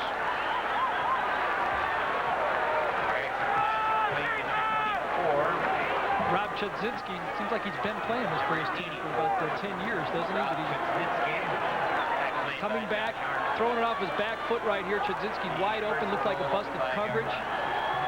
Nobody guarded him. Craig went to the right man. Beautiful drive here. Whoa, look at the wide splits.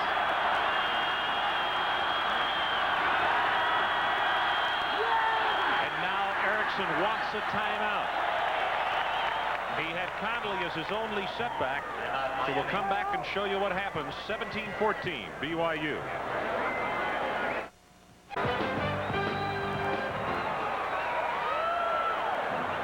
Well, following the timeout, Erickson looked as though that he wanted to call an audible.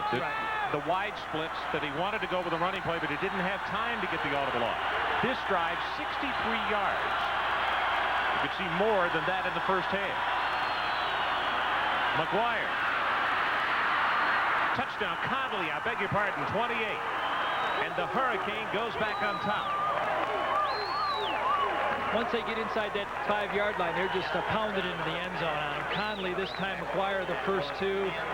Conley is quicker version maybe of McGuire. McGuire a little bit more strength up there, but that was a great drive by Miami. They had an idea when they came out in the second half. They were going to throw the ball outside. They were going to run the ball up the middle, and they did it. Carlos Huerta.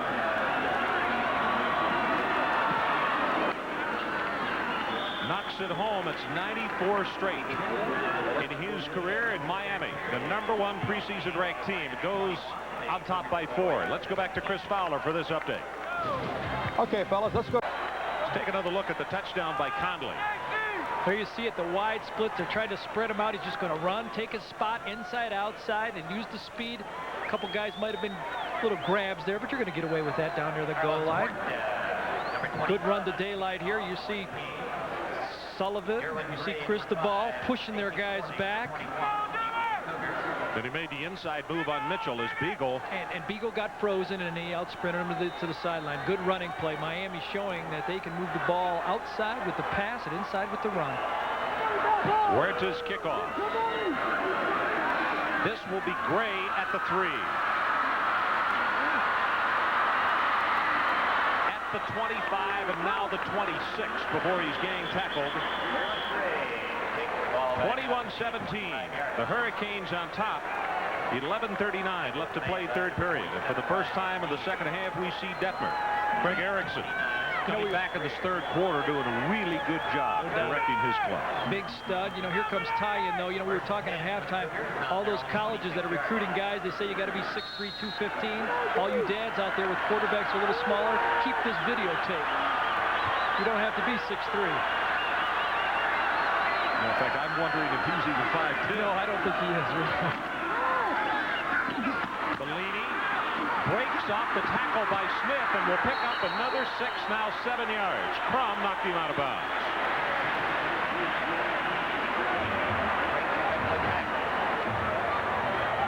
Having a halfback like Bellini is so valuable because you can line him up in the backfield, but when you split him out, he can run in patterns like a wide receiver. Right here, you see him run through one tackle, run through another. Maurice Crum, he's not going to run through that one, though. But Bellini now has caught 9 passes for 104 yards. Well, you can see the collision confusion in the backfield, but Tuipulotu still will take it out for the first down. Wasn't drawn up that way, but they will move the markers across the field.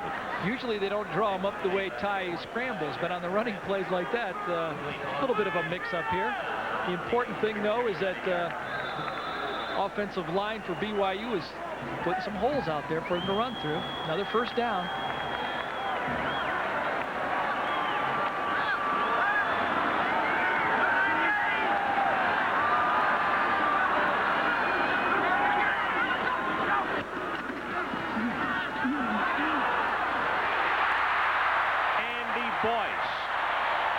The Miami 46-yard line.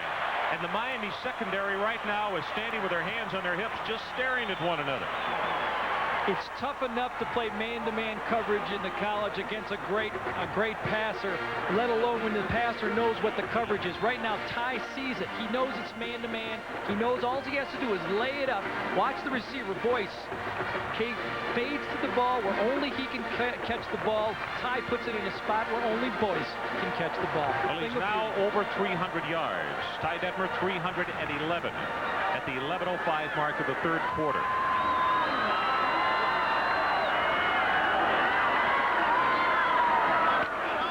Over the middle, Smith, the tight end, turns it up for a couple of more yards to the 38.5. Darren Smith defensively.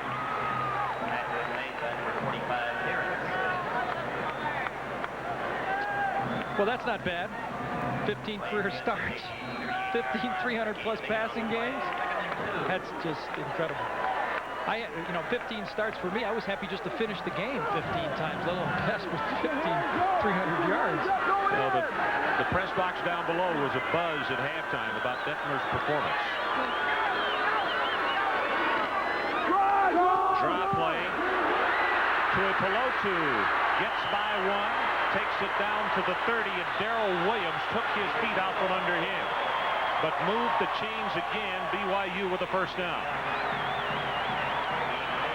This is the draw trap that has been so effective with him. He turns, hands it to him. There you see the tackle coming across the trap. That's Armstead that missed him. Makes a couple guys miss. Another first down. Beautiful offense. They've got backs that can catch the ball, run the ball, they keep everybody off balance, and they've got a maestro there playing quarterback.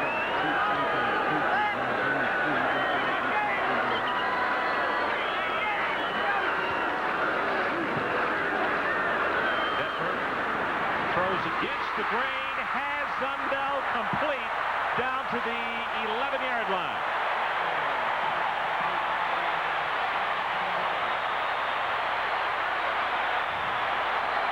Little counter action this time. He comes out. They got the all-out blitz on again. He comes back. He knows he's got him now. Watch him turn his shoulders and deliver it right on the money. And I just don't know how hard that is. Back to the line of scrimmage very quickly is Detmer. Touchdown BYU. Drop the ball.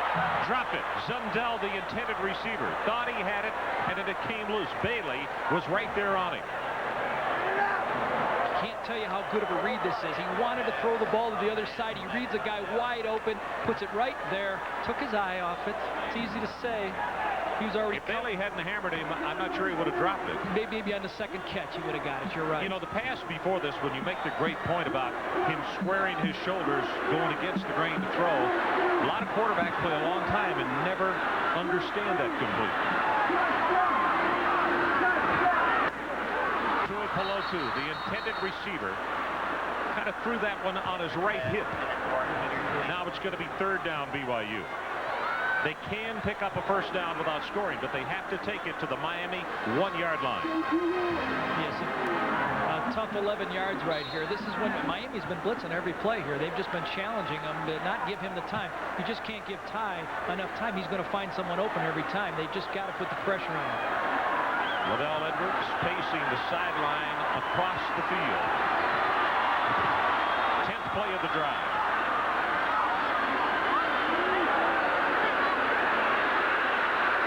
One second of the 25-second clock, and wisely, BYU calls a timeout. So we'll take a break. Miami 21, BYU 17.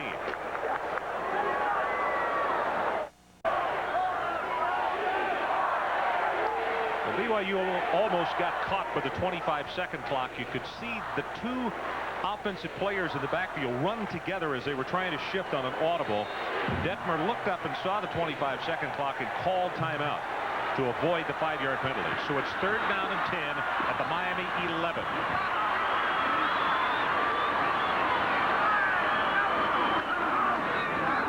Back to tie. Bellini throws it, almost intercepted. That was Hurley Brown. Hurley Brown who knocked it away on the throwback to the quarterback. Lavelle is well known for this play, uses it in all the all-star games. Hurley Brown stayed home, though, stayed with Ty. Watch Ty hand the ball off, tries to get lost. Bellini's going to stop, try to get the cheap touchdown. Hurley Brown, nice job here, great defense. Very intelligent play. It's easy to get caught and lost in that play.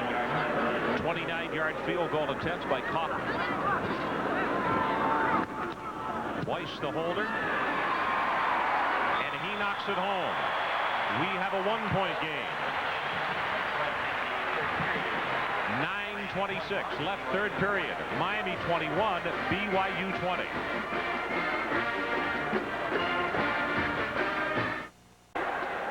Nine minutes and 26 seconds left in the 3rd period. We have just been handed the attendance on tonight's ball game, and it is a new record, 66,235. That's in a stadium that holds 65,000. Hopefully the fire marshal is at the movie tonight. Kaufman, they still haven't returned to kick off. Over Alex Johnson's head. The Miami Hurricanes obviously had some fruitful discussions at halftime, because that man right there directed far and away the best drive that Miami has had in the ballgame to open the 3rd period. They were in control. They had an idea what they wanted to do, and that's been good on Craig, because they said they gave him something that worked. A lot of times you're out there on the field and something's not working. You don't know why. They've told him why, and now he's adjusted to it.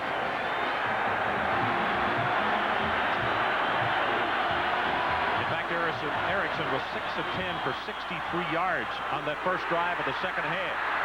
Avoids 1 sack, still gets it away incomplete. Randall Hill, the intended receiver. Let's go back to Chris Fowler. Here's another update. Back now to Provo. The Knights said good night to Bill Curry and company.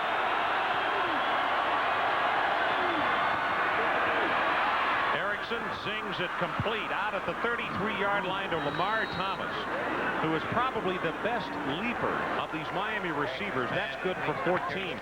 We commented on watching him work out yesterday. His legs look like they come all up to the bottom of his chest. He looks like a high jumper, and I think he's injured a hand or an arm. He did there on the catch. You know what I like about these Miami receivers, though?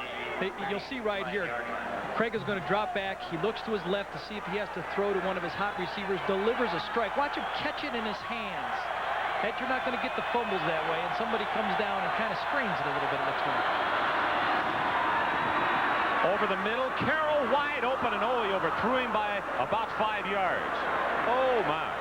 Wesley Carroll had broken clear toward the far sideline, and you can bet nobody is any more upset than Craig Erickson. Right. Now they've run the ball effectively. That's the second play-action pass they've tried. That'll add a new weapon to his arsenal, and you just got to put a little more air on it, lead him to the sideline away from the free safety, and he had a nice completion there. Lamar obviously is okay as he comes back on the field. He's a wiry one at 6'3", but only 170 pounds.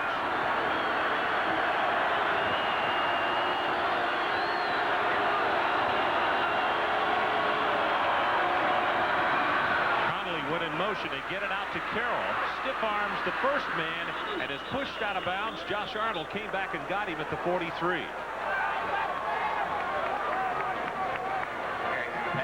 See Dennis Erickson now. They have no backs in the backfield. You're going to see the slot man blitz, and Wesley Carroll will break off his route. There's the hot receiver. Craig delivers it on time, and if you bust a couple tackles, you pick up some big yardage. You got 8 on that play. You have to make them pay when they blitz you. Well, on third downs, these are the numbers, 4 yards or less. Miami 3 of 4. Right now they need about 1.5 yards. McGuire, I don't know. Levitt caught him by the ankles. Dixon was there as well. because the chain is all the way across the field, it still looks as though he's not going to have it. Going to be 4th down Miami. Big play here. You know, they just can't afford to give the ball too many more times to tie. Let's see if they go for it on 4th down. Punting unit is not on the field. Crowd comes to their feet. We'll let you watch and listen.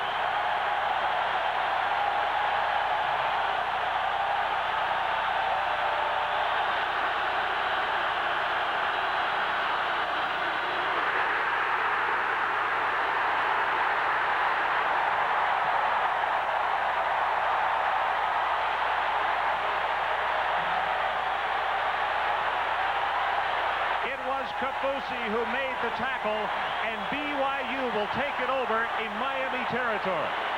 Kafusi, the strongest, best athlete on that defensive line, just sidesteps the block, kind of gets small in the hole and meets him head-on, which you have to do in the short yardage.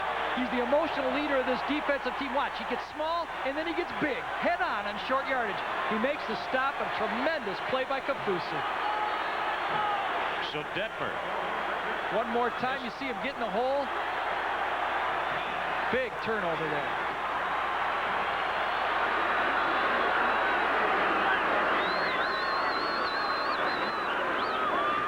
Quick out, Bellini. He's in double figures on catches tonight and almost picks up the 1st down at the Miami 36. Charles Farms is there to wrestle him down. I know you've all seen Miami play football over the years. There you see Bellini, 10 receptions, 112 yards. He's a halfback, but he split them all out all over the field. And this is a different Miami team. You don't see them out there talking today. One of the reasons is they're just too tired to talk. They've been chasing these guys around all over the field.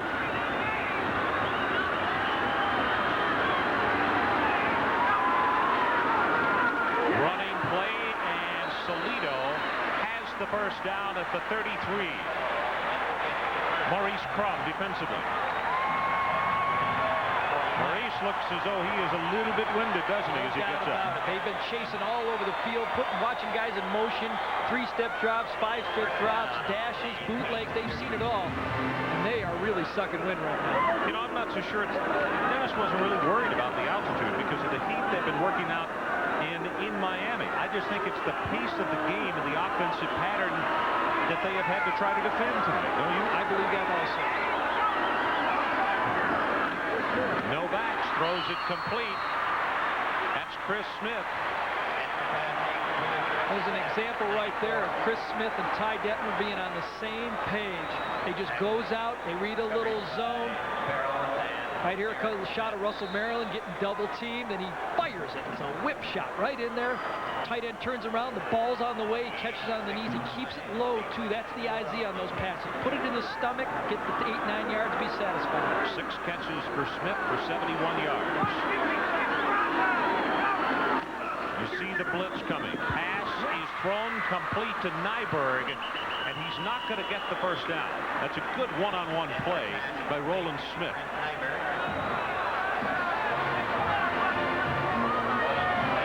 Nolan injured a knee, had surgery after the Notre Dame game. Probably the better of the zone players as far as the secondary people for the Miami Hurricanes, but Ryan McNeil has been coming on so quickly. As much man-to-man coverage, you probably will see Ryan a little bit more. 354 yards. Only the 3rd quarter, friends.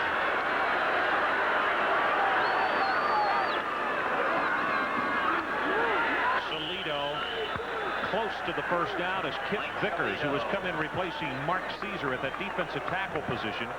And from where they have spotted it, nope, I don't think he's got it, Gary. I think he's still about a half yard away. Now it's Lavelle's turn to make the big decision right here. 4th and short. How does he do it? Is he going to take 3 points and take the lead, or is he going to go for the 1st down? Well, the person we see coming on is Valdez.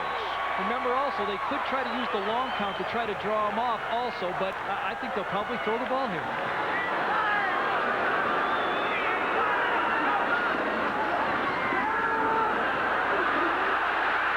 Detmer to run it. Cuts inside, and with that move has the 1st down at the 19. Great call there. Fakes the play-action pass, rolls out, gives you 2 options, either to throw the ball or run it. tie slippery. It picks up the first down. 21-20. Miami leads. Detmer now 8 rushes, 15 yards as you look at it again. Well, you see he's got to protect it. You see he's got Chris Smith wide open, but he knows he also has a first down if he just runs the ball. Whoop! Yeah, he makes a miss. He's so slippery. He's so small. It's a tough target.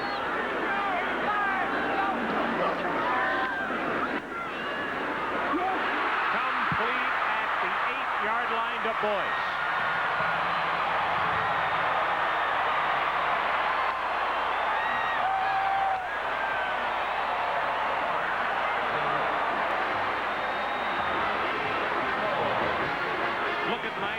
Right there in your picture, Eric Miller, and you can see how hard he is breathing. All-out effort, those down linemen having to give on every play. And with BYU throwing as much as they have tonight, it has been exhausting. We still got another quarter to play. Corley on the sweep, spins off a tackle of Charles Farms and gets down inside the 7. This is where the only place on the field that Miami has been able to stop the Cougars all night is inside this 10-yard line. They've been doing it with the Buddy Ryan 4-6 or bear defense. They're lining 8 guys up there, and they're just pinching from the outside and coming full speed. There's not much time to throw the ball, and there's not much room to run it. So they're having some problems with this defense.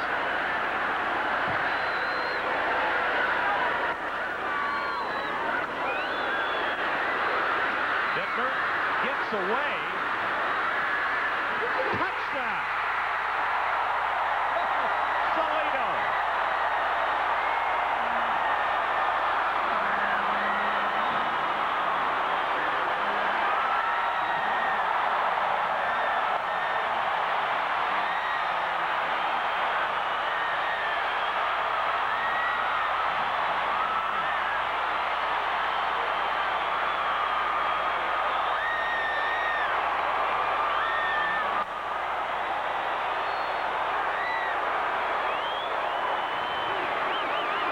I'll tell you, all night I've been trying to figure out who Ty Detmer reminds me of, and I think it's Fran Tarkenton. The more you watch him play, he just makes something go on every play. He's in command.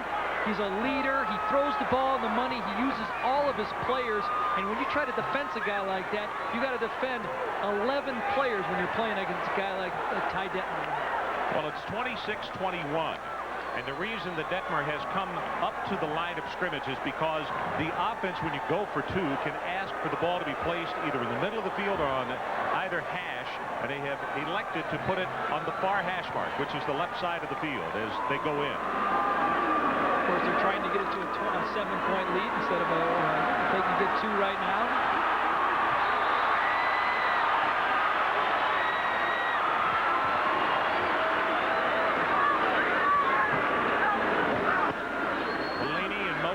Over the middle has Boyce.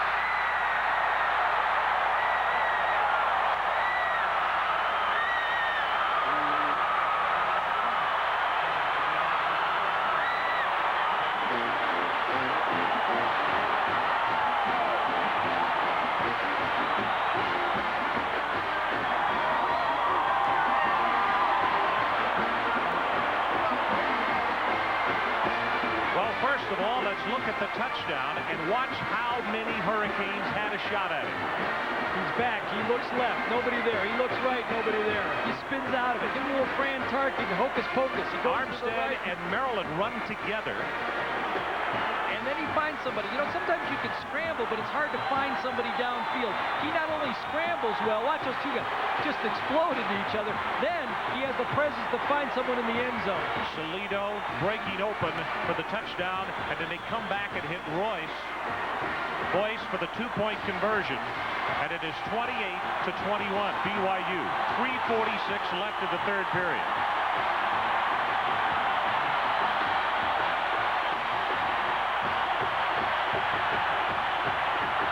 The Mormons are on fire here. They're going to get a little emotion from the people right now.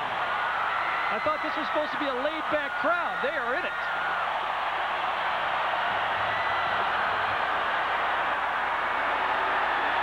Hoffman again. They still haven't returned a kick.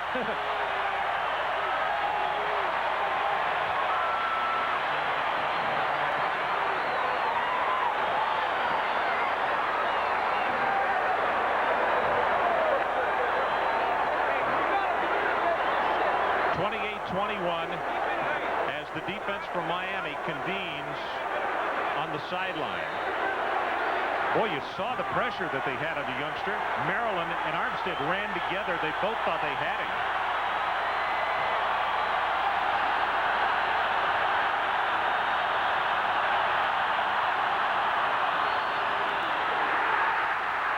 Kafusi steps up into the hole, number 59.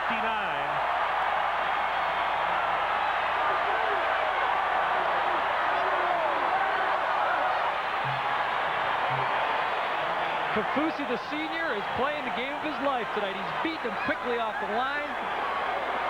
The senior English major is just in the backfield every play on those running drives.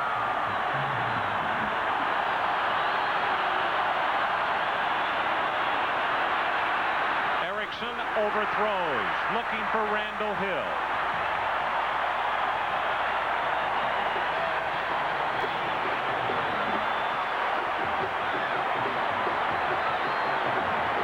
Here you see Ty coming back. They've got the inside receiver running a corner and the outside receiver in the flat. He wants to throw it long, and he comes back without setting his feet and throws high. If Ty has a problem is when he goes to a secondary receiver, he doesn't get his feet ready just quick enough. He's 14 of 26 for 137 yards. Whips it out complete to Carroll, gets off a tackle, and is out of bounds at the 31-yard line. What a big first down for Miami. That quieted the crowd. Well, the Cougars got him to throw the ball exactly who they wanted to. A 5-yard gain. They just got to come up and make the tackle now, and they punt the ball. That's what happens when you don't make the tackle on those short passes. That'll kill you all night. A lot of guys will say, you know, why are you throwing the ball less than 10 yards when you need 10 yards? This is the reason, because the guy is still allowed to run with the ball.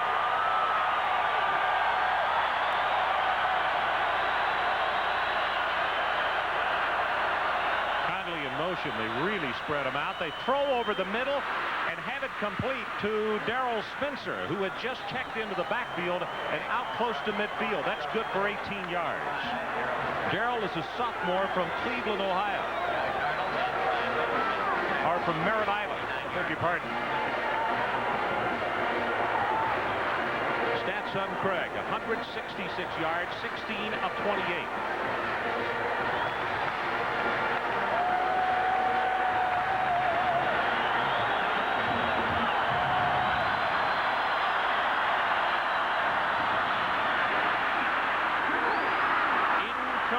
Randy Bethel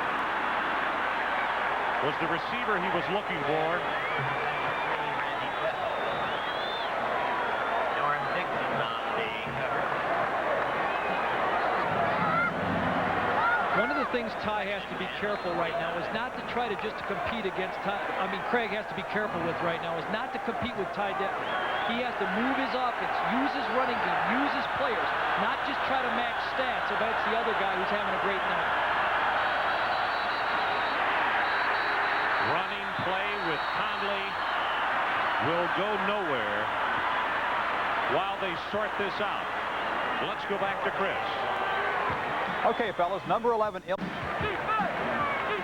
speaking of struggles, Chris, we got a really good one here. BYU 28-21. Might be who has the football last in this ball game. When they have these 7-point differentials, it sets you up for that 2-point conversion at the end of the game to either go for it or not go for it, too.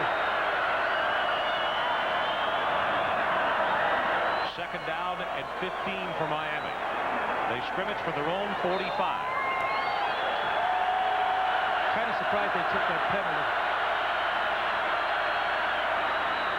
Hill, and he gets nailed by Mitchell. That's something that Miami likes to do. They can get the single up out there, that their wideouts are so quick that they depend on them to break that first tackle and then pick up another 10 or 15 yards. Both offenses have been using the same strategy. The Cougar defensive backs have to come up and make the tackle. He tried to get half of it there. It's still 3rd and 10, so he needs to pick up 10 yards here.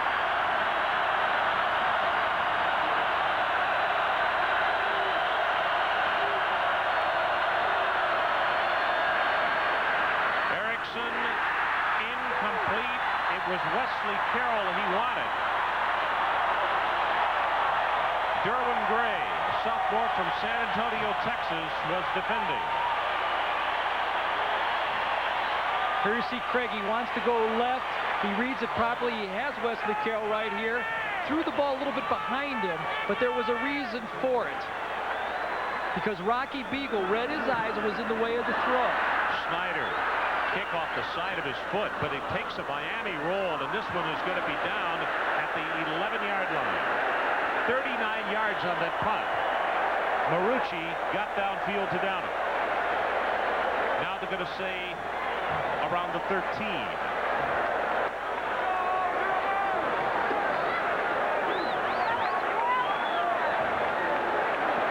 Well, next Saturday.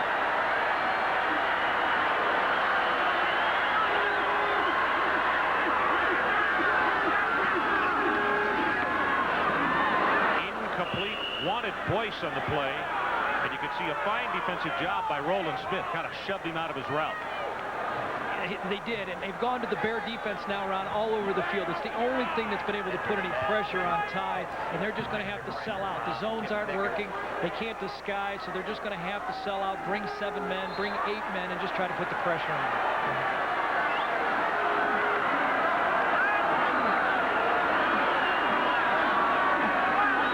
Minute 36 left in the third. Detmer swings it out, and Nyberg drops it. Well, he's human. Ty's human. First bad pass of the night. He had it wide open, threw it behind him. He probably won't be able to sleep tonight now because he threw a bad pass.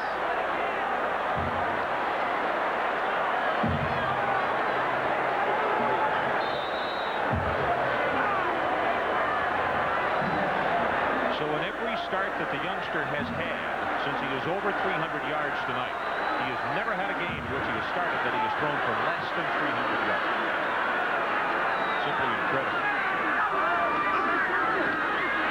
Blitz from the outside, throws it incomplete. Detmer got whacked down hard. Chris Smith was the man that he was looking for.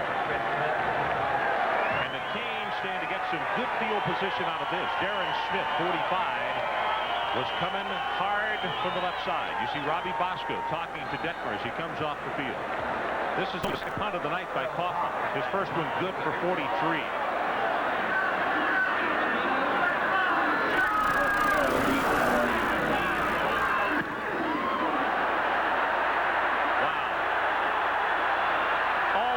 To the 25-yard line is Carroll. Looks for a block, and there are none.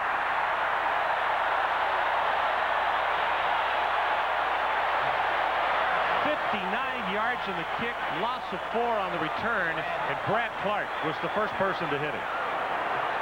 Well, that's just what they needed. I mean, Miami's looking at having great field position. All of a sudden, they got it back on the 23-yard line. It's much, much more difficult to drive the ball 77 yards than 60 yards. Let's go back and look at the blitz and the pressure on Ty. You see him. He has to throw the ball because here comes somebody. And it was a little bit before Chris Smith could make his break. That's what that rushing defense, the Miami, the Bear defense comes in right now and puts a hit on him before he wanted to throw the ball.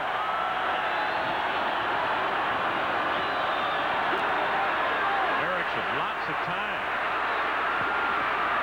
And he just throws it away. Chudzinski was the closest to it. You know, with a 59-yard punt, you might think that you would out-kick your coverage. But because he drove him back so far. And high. I mean, he kicked it pretty high, but you're right. He was lined up a little too close, and he had to catch it going away from the line of scrimmage, so he couldn't get that upfield head of steam that you need to do and catch it, beat that first guy. Conley comes out as the setback. And Alex Johnson, the senior, checks into the ballgame. Number 21.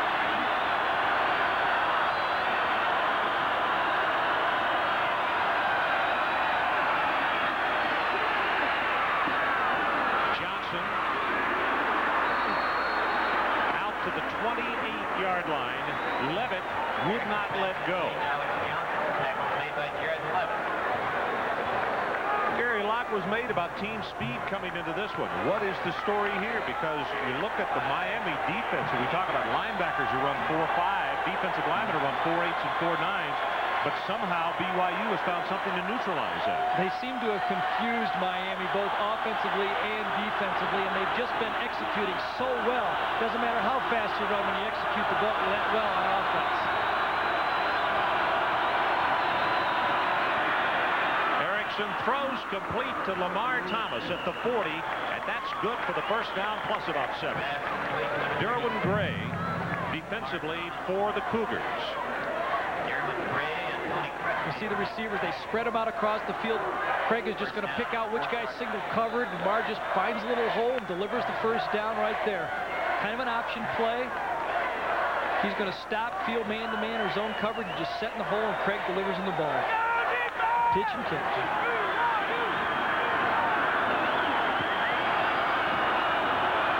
4 seconds left in the quarter as they go with Alex Johnson. And that will do it for the third period of play as Levitt is there defensively at a timeout on the field. As you take a look at young Ty Detmer, his football team with a 7-point lead, but still there are 15 minutes left. We'll be right back.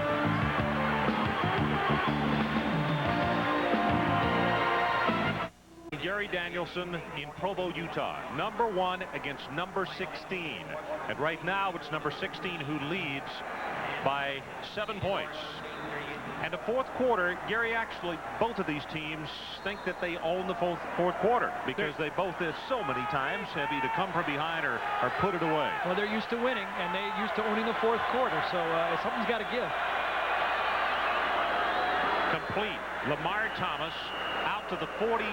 They're going to mark him down now. He's about 1.5 yards short of the first down. It's Crutchfield, number 24 defensively. Tony is a senior from Pasadena, California. We talked back in the first half about that arthritic knee and the fact that he went down in practice on Thursday. And Miguel Edwards was really kind of making a grimace over that. He knew he had to have him.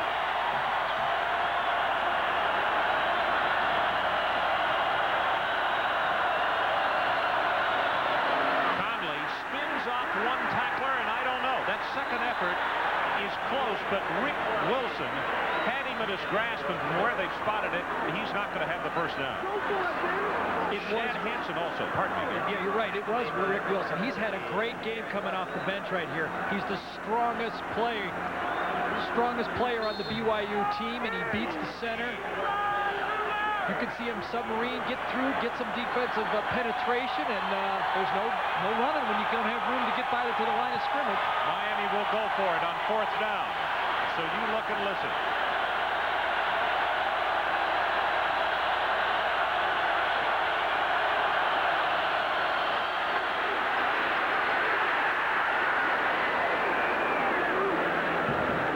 He has been knocked out of bounds around the 50-yard line, and it just depends on where they say he went out. From where they have spotted it, he is across the 50. That is a Canes first down. It wasn't easy, though. It's not like they're just blowing him off the ball, which is a big fear here. That's a tough call to the official right there. He's trying to get out of the way, but also see what happens on the play and exactly where the youngster goes over the sideline mark. You know, we've talked about how tired the Miami defense is, but it looks like this Miami offensive line is sucking a little wind, too. Maybe it is the atmosphere is having a little bit more effect. Altitude is having a little bit more effect than we thought. Erickson going to take off on this one and slides home at the 43. Now they're going to mark him down at the 44.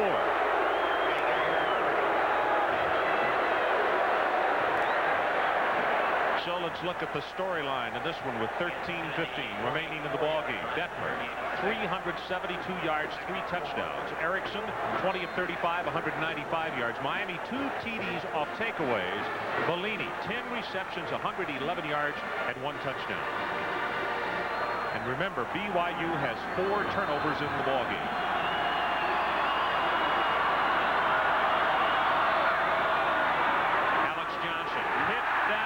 The backfield, and it's Levitt.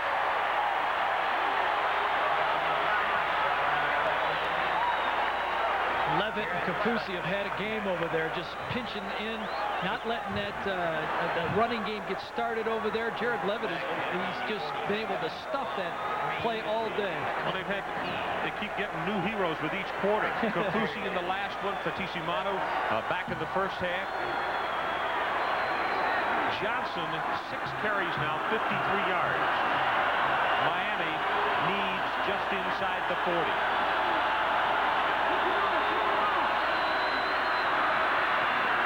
Azimopa complete. Lamar Thomas. And to say he is out of bounds at the 27-yard line. Now Erickson showing some of his ice water.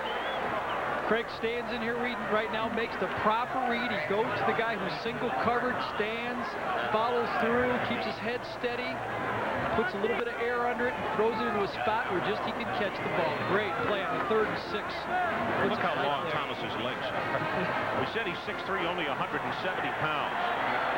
Lamar Thomas had a great game so far. 7 catches, 88 yards. Connolly, the lone setback. They fake to him, throw over the middle, and that's Darrell Spencer, complete, down around the 15. Good for another first down. Gray holding on for dear life. Nice play by Craig here. He had Rocky Beagle coming in on him in the blitz. He faked the little play-action pass and delivered it right on the money. I'll tell you, our toughest task may be tonight to be some players of the game. We've got to pick a couple here, and we will do at the end of the ballgame. I say it's tough. There have been a lot of heroes, but of course, a couple of guys have distinguished themselves early on. Craig fumbles the snap on the ground. They still scramble for it at the 16. BYU says they have the ball, but the officials have not signaled as yet. That's the 2nd snap they've fumbled. And the coaches say those are automatic, but it still takes practice. Remember, this is Miami's first game of the year.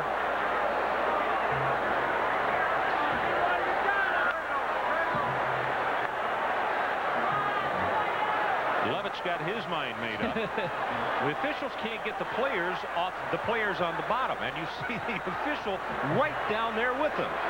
BYU football. Lavelle, you recovered it. He looked like they hit fumble.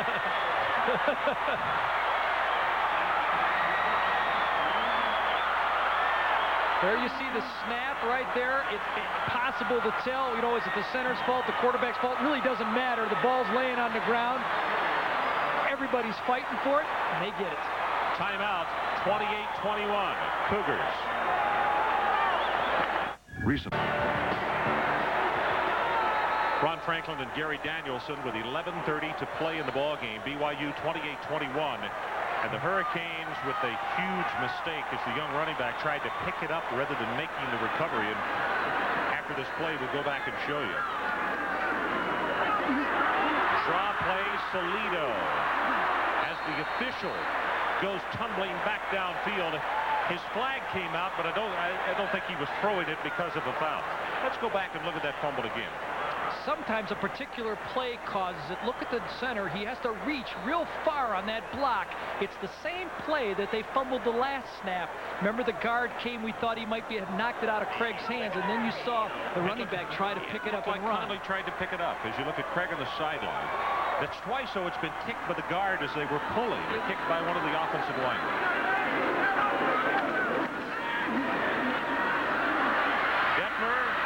Will not get away this time. 45, Darren Smith will take him down. And it's going to be 3rd down, and the Cougars need just across the 25-yard line. And Curry was the man who was coming with the pressure, and Shane forced him up into the pocket. A lot of pride on that Miami defense. Maurice Crum, I mean, he's led the team in tackles the last 2 years. This is a defense that was #1 in the nation last year, and they're holding on for dear life. They got to make something, turnover or something big happen, take Ty out of his game.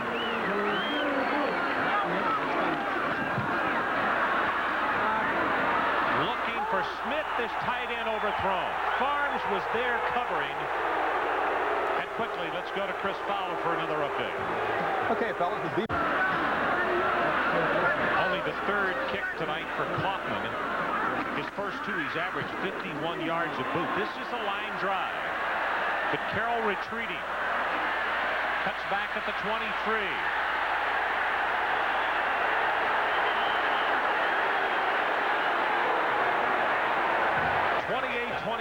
With 9:55 to play. Well, the Miami Hurricanes looking it over from the close side of the field before a packed house of over 66,000 here in Provo. Take a look at Russell Maryland right here. Brian May on the block, sticks his hands out. Russell been rushing all night, pushes him over the pile. He's just dead tired. He's lost his quickness.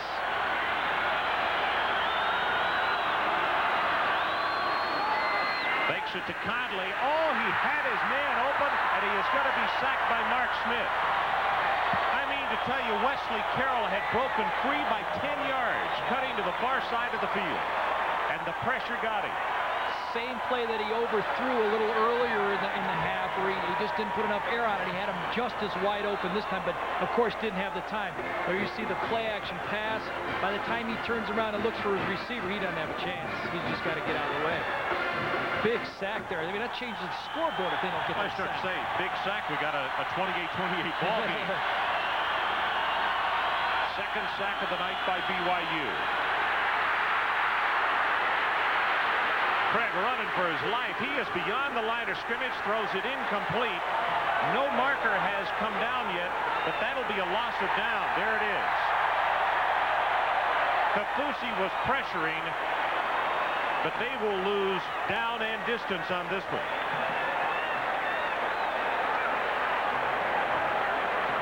Illegal forward pass. It's too bad here. Craig makes a nice play. Look at, he comes back. He's got some pressure on him. But we see how open Chudzinski is right there on the opposite side. But Craig's going to scramble out, and he's trying to make just a little bit too much. Just doesn't make a very good throw on the run right there. He avoided two potential sacks and made the play, but just didn't deliver it very accurately. Now Gary with the penalty. The ball has been pushed back just inside the 22. As we said, it's a loss of down, so it's third, and the line to make is out at the 45-yard line. That's the 8th penalty against the Hurricanes for 55 yards. All four of their receivers, if they do what they do before, will go up the field, up the hashes. Look at read the free safety. Over the middle, looking for Carroll, incomplete.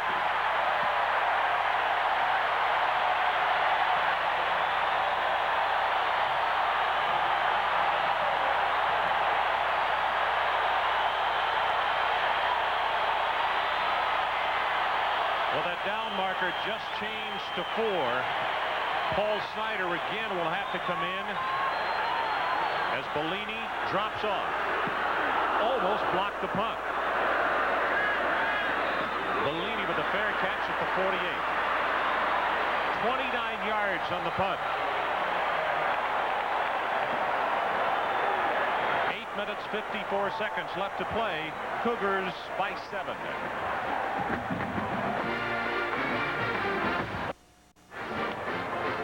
Well, that's our Thursday night special this week out of the South Plain. Texas Tech, who was beaten on a late kick return by Ohio State today, 17-10, taking on the Houston Cougars, who were winning big over UNLV at last report.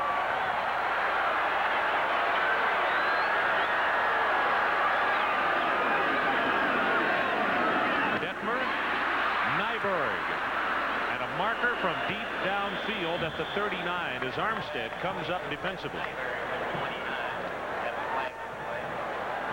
I think they're going to get called for a pick here for the first time.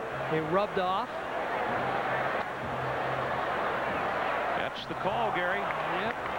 Offensive pass interference on the pick. See if you can get it here. It's easy to see up here. Watch, they run out and they cut in between. And they kind of get lost in there. That's what happens. If you run at that defensive back and he runs into you at all, they're going to call a pick all the time. Because I tell you, right on that sideline, the referee that called that, the official that called that, was right on the Miami sideline. You know we got some help on that call. Dennis Erickson, his team down by 7, 28-21. We have 8:50 left to play. But now with the penalty, The new line of scrimmage is the 33-yard line, and BYU has to go across midfield to Miami's 42.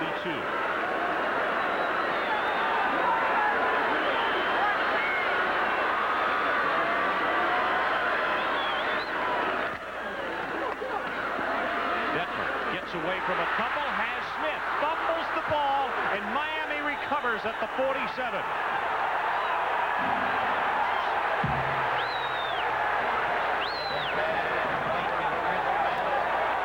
And they're going to tack 15 yards on top of this, too. 5 turnovers against the Cougars, and then the late flag that came in, 1 interception and 4 fumbles. Here you see it into the rush. They're going to run the quick bootleg tie with the quick feet. Gets under it right here. Finds Smith coming across. He's got it. Big hit from behind. Darrell Williams with the big hit. There it is. It's right. Oh, boy, that's close. I'll tell you. That is close. I can see. You can see they why. Had a little bit of argument on that one. That's a big play right there. Following takeaways, 2 scores, 4 possessions, I think both touchdowns. Yeah, the question would be that LaVell Edwards' staff will look at and say if he came down on the sideline that it should have been BYU's football. Last person to have possession would own right. the ball. Yep.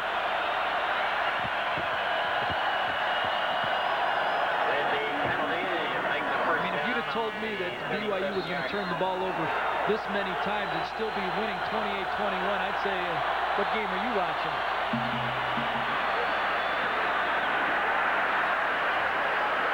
Rick Wilson will make the play defensively. Conley looking for some room as he continued to slide to the outside. Take another look at it. It is on the field of play, but now watch the recovery. Watch his right arm. Nope, he's on the field of play. Depth of perception there, depth perception, made it look as though he came down out of bounds, but I believe the elbow was just inside, and the official was lined up with it. Well, he was right on the play. Let's give him credit for that. I mean, he saw what he saw, and there's no going back.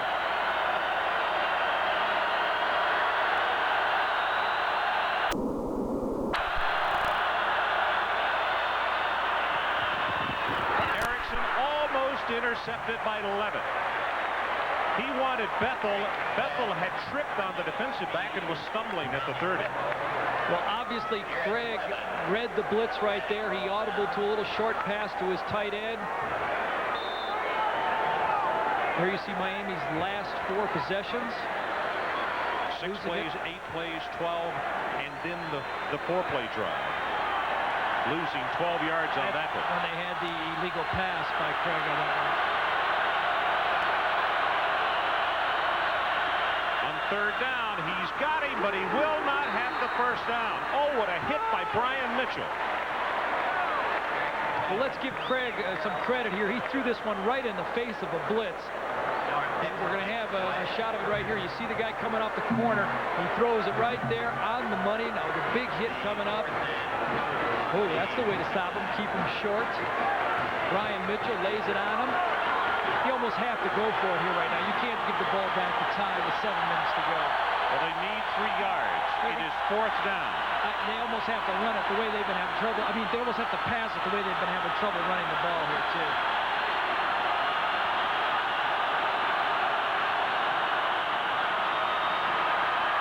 Has it to Chudzinski. Has the first down plus 10. Norm Dixon shoves him out of bounds. Well, I'll tell you. That was a gutsy call by Coach Erickson. Of course, it was the execution by Craig, but that was a naked bootleg. The tight end slams down and comes out into the flat. I mean, that's an all-or-nothing call right there. Here you see it. He slams down, comes out. Chud's out there by himself. The big play. Levitt trying to cover on the play, and Chudzinski just left him. From the 13, first down Hurricanes. They trail by 7. Overthrown. Wesley Carroll is the man he wanted. Well, they do a lot with Wesley Carroll, and the fact that he does so many things. He doesn't mind going across the middle. He loves to block. Hard-nosed wide receiver, and yet he's not that big at 6'1", 185. Well, he's a good target. It's nice to have that height out there as a quarterback. I know that, but you know, he just throwing the ball a little bit high. He'll just follow through. One more little instant. Stay with the pass. Erickson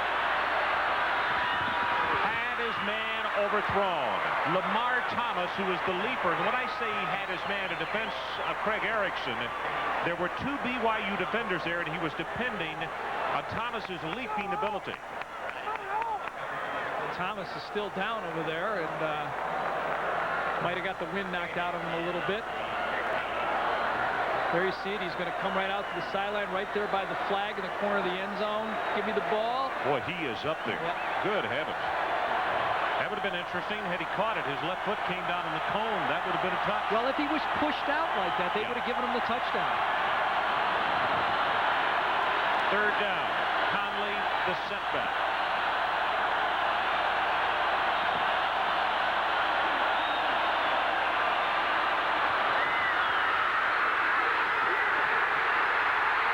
Intercepted by Lee.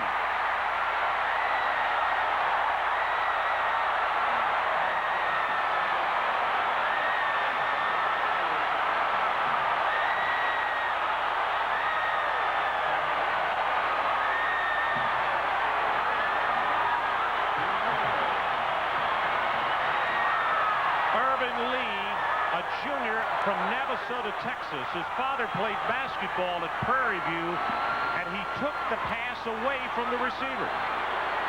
It was a gamble right here. He has to lay it up. He's got everybody coming. He tries to put it up top, gives a chance for three, and Lee just picks it before it falls on the ground right there. That can't be too easy on the coach. Here he comes. He's hugging him. That's a way to go, baby. Detmer straight ahead with the running play of Salido. We have 6 minutes and 22 seconds left in the ball game. BYU continues to lead by 7 points, and against the Miami ball club, that's a slim lead.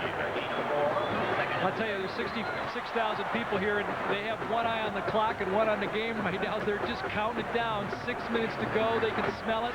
An upset. This place will go bananas.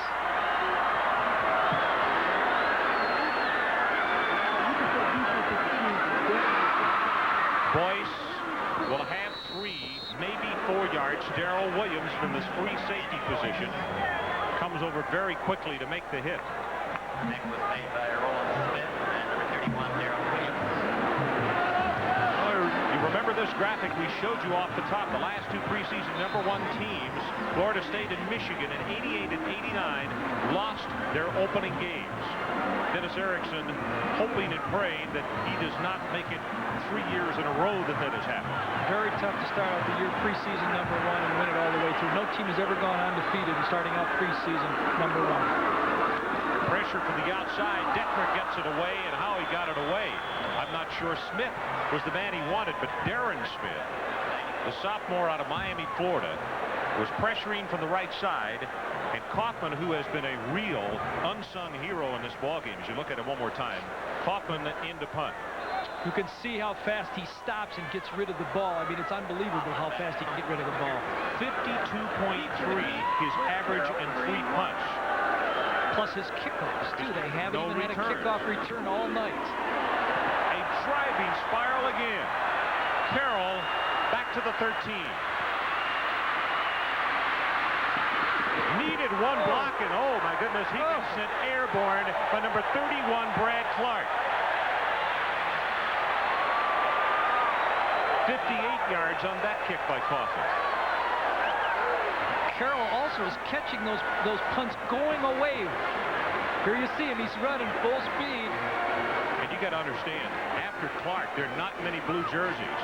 Whoa. Clark has had a great special teams night. That's, I believe, his 3rd tackle. Catches him right in the hip. Looks like well, the season premiere of NFL Game Day. Don't forget the new time at 12 p.m. Eastern Time tomorrow. And then the wrap-up. 1 hour of NFL primetime tomorrow evening, 7 o'clock Eastern Standard Time, right here on ESPN with our award-winning crew. 5 minutes left to play. One of the officials is down, and in fact, that's the reason for the stoppage in play. You can see the gentleman has a bloody nose. He's right on the sideline. The tackle gets it driven right to him. I think maybe Carroll caught him with his foot. I think he got kicked in the face. I think when he got spun around, he got caught right in the foot. I'll tell you what, he might be missing a couple teeth right there. You know, last week we had the gentleman carrying the yard marker at Nebraska, Mr. Hester, who got belted. Let's see if it was his foot as he gets hit and spun. He's watching the play, see when he goes out of bounds. Still not quite in your vision, but I really think it was. One more look. Let's see if we got it this time, guys. Coming to the sideline, he gets spun around, foot right in the mouth. Great shot, guys. Got him. A little bit of blood, maybe missing a few teeth. I'll tell you, these guys, they might start wearing mouthpieces next year.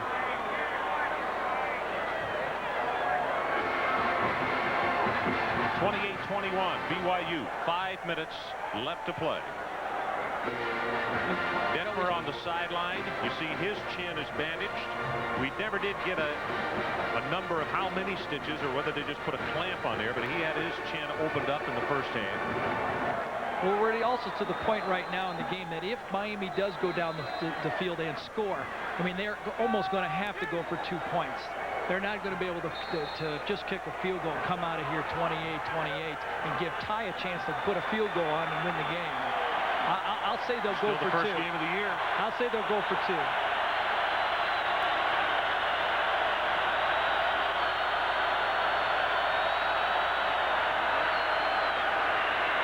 Lets it fly and has Lamar Thomas across midfield down to the 45-yard line. Josh Arnold made the tackle on it. That one was perfect. Well, that's what Dennis Erickson loves about Craig Erickson. He tells him he's the toughest competitor he's ever had as a quarterback, calls him his best quarterback he's ever had. Finally, the Miami receivers are spreading out, running down the field a little bit. Caught the BYU defense a little bit on their heels, used to all those little short options. Lamar Thomas, 8 catches, 103 yards.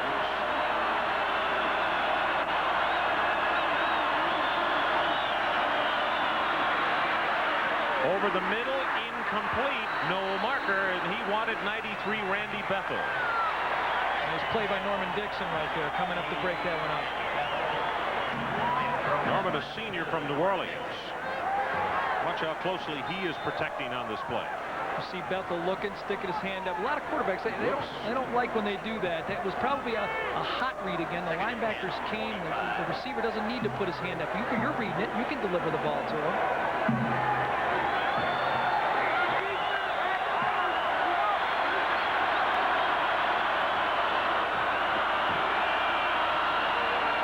Erickson gets it out. Carroll caught in the open field by Josh Arnold.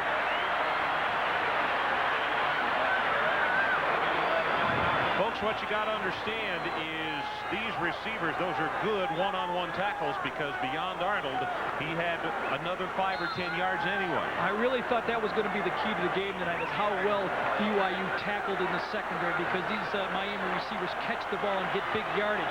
And they talked a little bit about having trouble tackling early in the year a little bit. Defensive coordinator Ken Schmidt was telling us.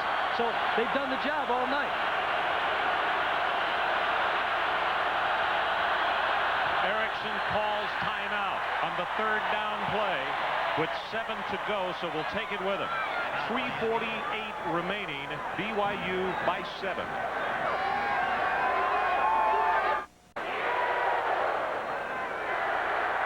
BYU by 7 points, 3:48 to play, and the situation, the BYU defense on the field right now, and the Canes scrimmaging from their 42-yard line. They've also burned 2 of their timeouts, so this is just about it. They have to score on this drive for Miami. Hurricanes with 1 left. 3rd down. Drills it. Overthrown. Hill was the intended receiver. That's at least 8 passes, 7, 8 passes tonight that Craig has thrown the ball too high.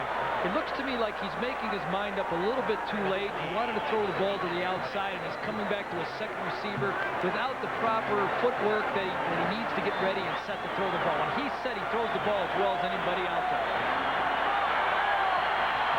4th down, and I think this crowd will let you know if Miami picks it up or not.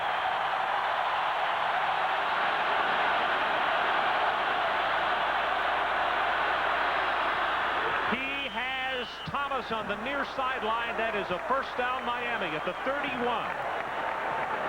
Oh my goodness. I love it. Way to go, Craig. Nice job. 4th down pass. All the pressure's on you. You know, as a quarterback, you got to be willing to step up and take the challenge at that time. You just threw one over somebody's head. They call it on 4th down and deliver a strike. Great job, Craig. Lamar Thomas, 9 catches now, 115 yards.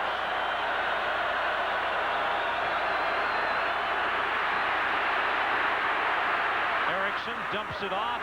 McGuire can't hold on. It's probably a good thing. He would have lost about 8 yards in the play.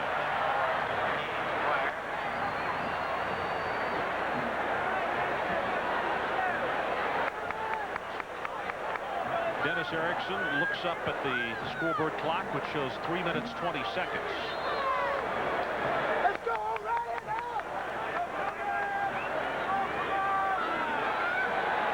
Second down for the Hurricanes. The line to make for the 1st down is the BYU 21.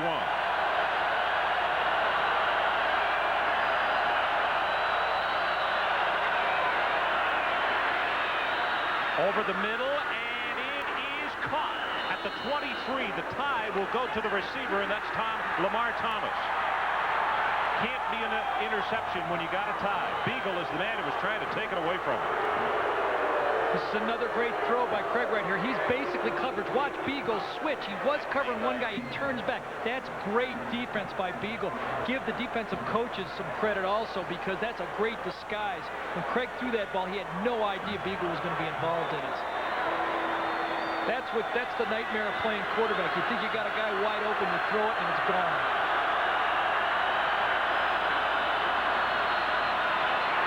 Hit in the backfield, and Kafusi is there to knock him down at the 25.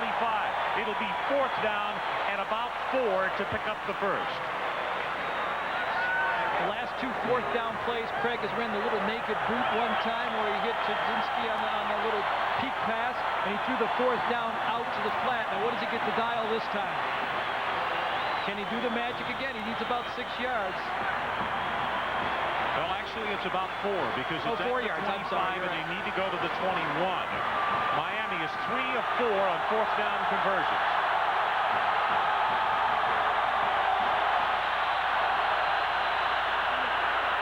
He's going to go for incomplete, knocked down by Urban Lee. Randall Hill was the man he wanted.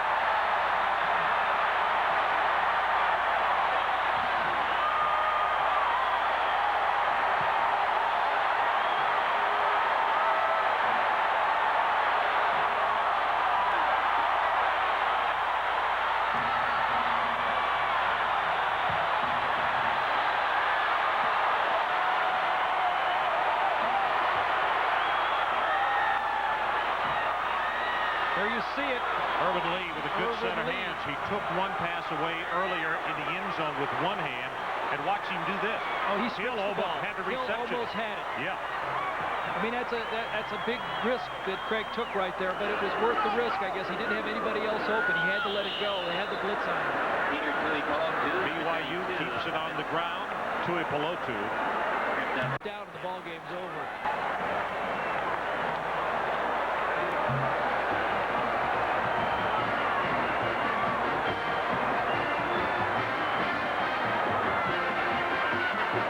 There you see him. He's telling him that right now, too. Ty's telling him 1 first down, and it's ours.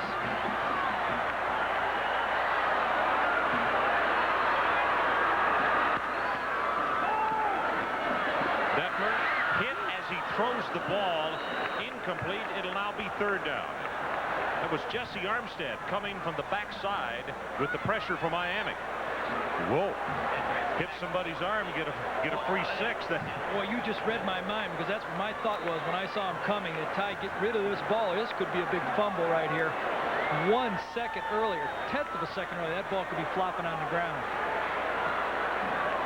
I like that, though. They're trying to win the game. They're not going to try to run it up in the line and punt it. They're going to try to win it on offense.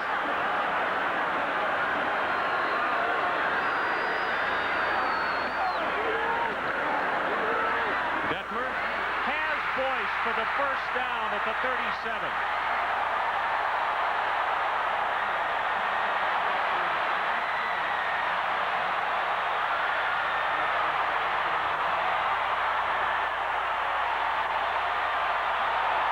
Well, I think now you've got to say that Ty is the leading candidate for the Heisman. I don't think he's even thinking about that right now, but he really put himself in the driver's spot. Right now, he is Top Gun tonight. He's the Tom Cruise of college football. He's Mr. Top Gun. Clock runs down. This baby's over.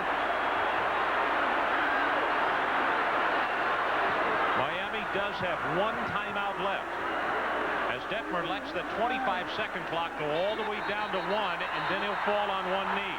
Miami can stop it only 1 more time, and they do. Timeout called for the Hurricanes.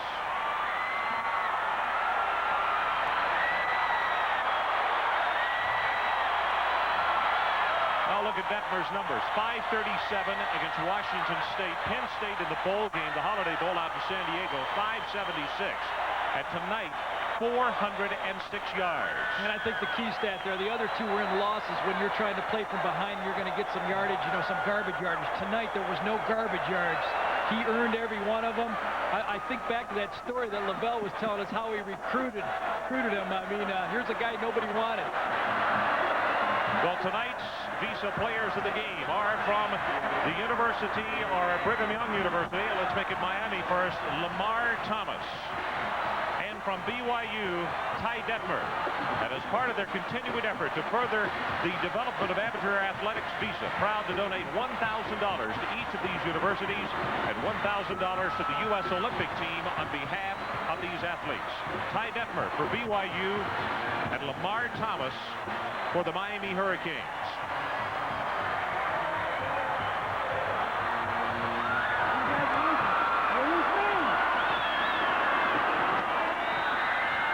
Well, they cannot stop it again. Under 25 seconds when the play ended. And let's let the crowd count it down for you.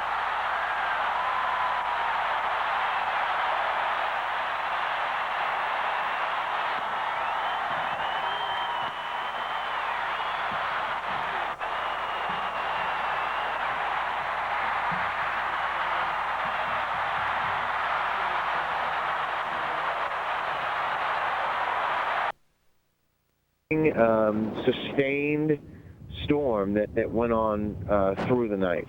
Hey, Rick, Mark in L.A. is asking about incoming fire. Have you received any incoming?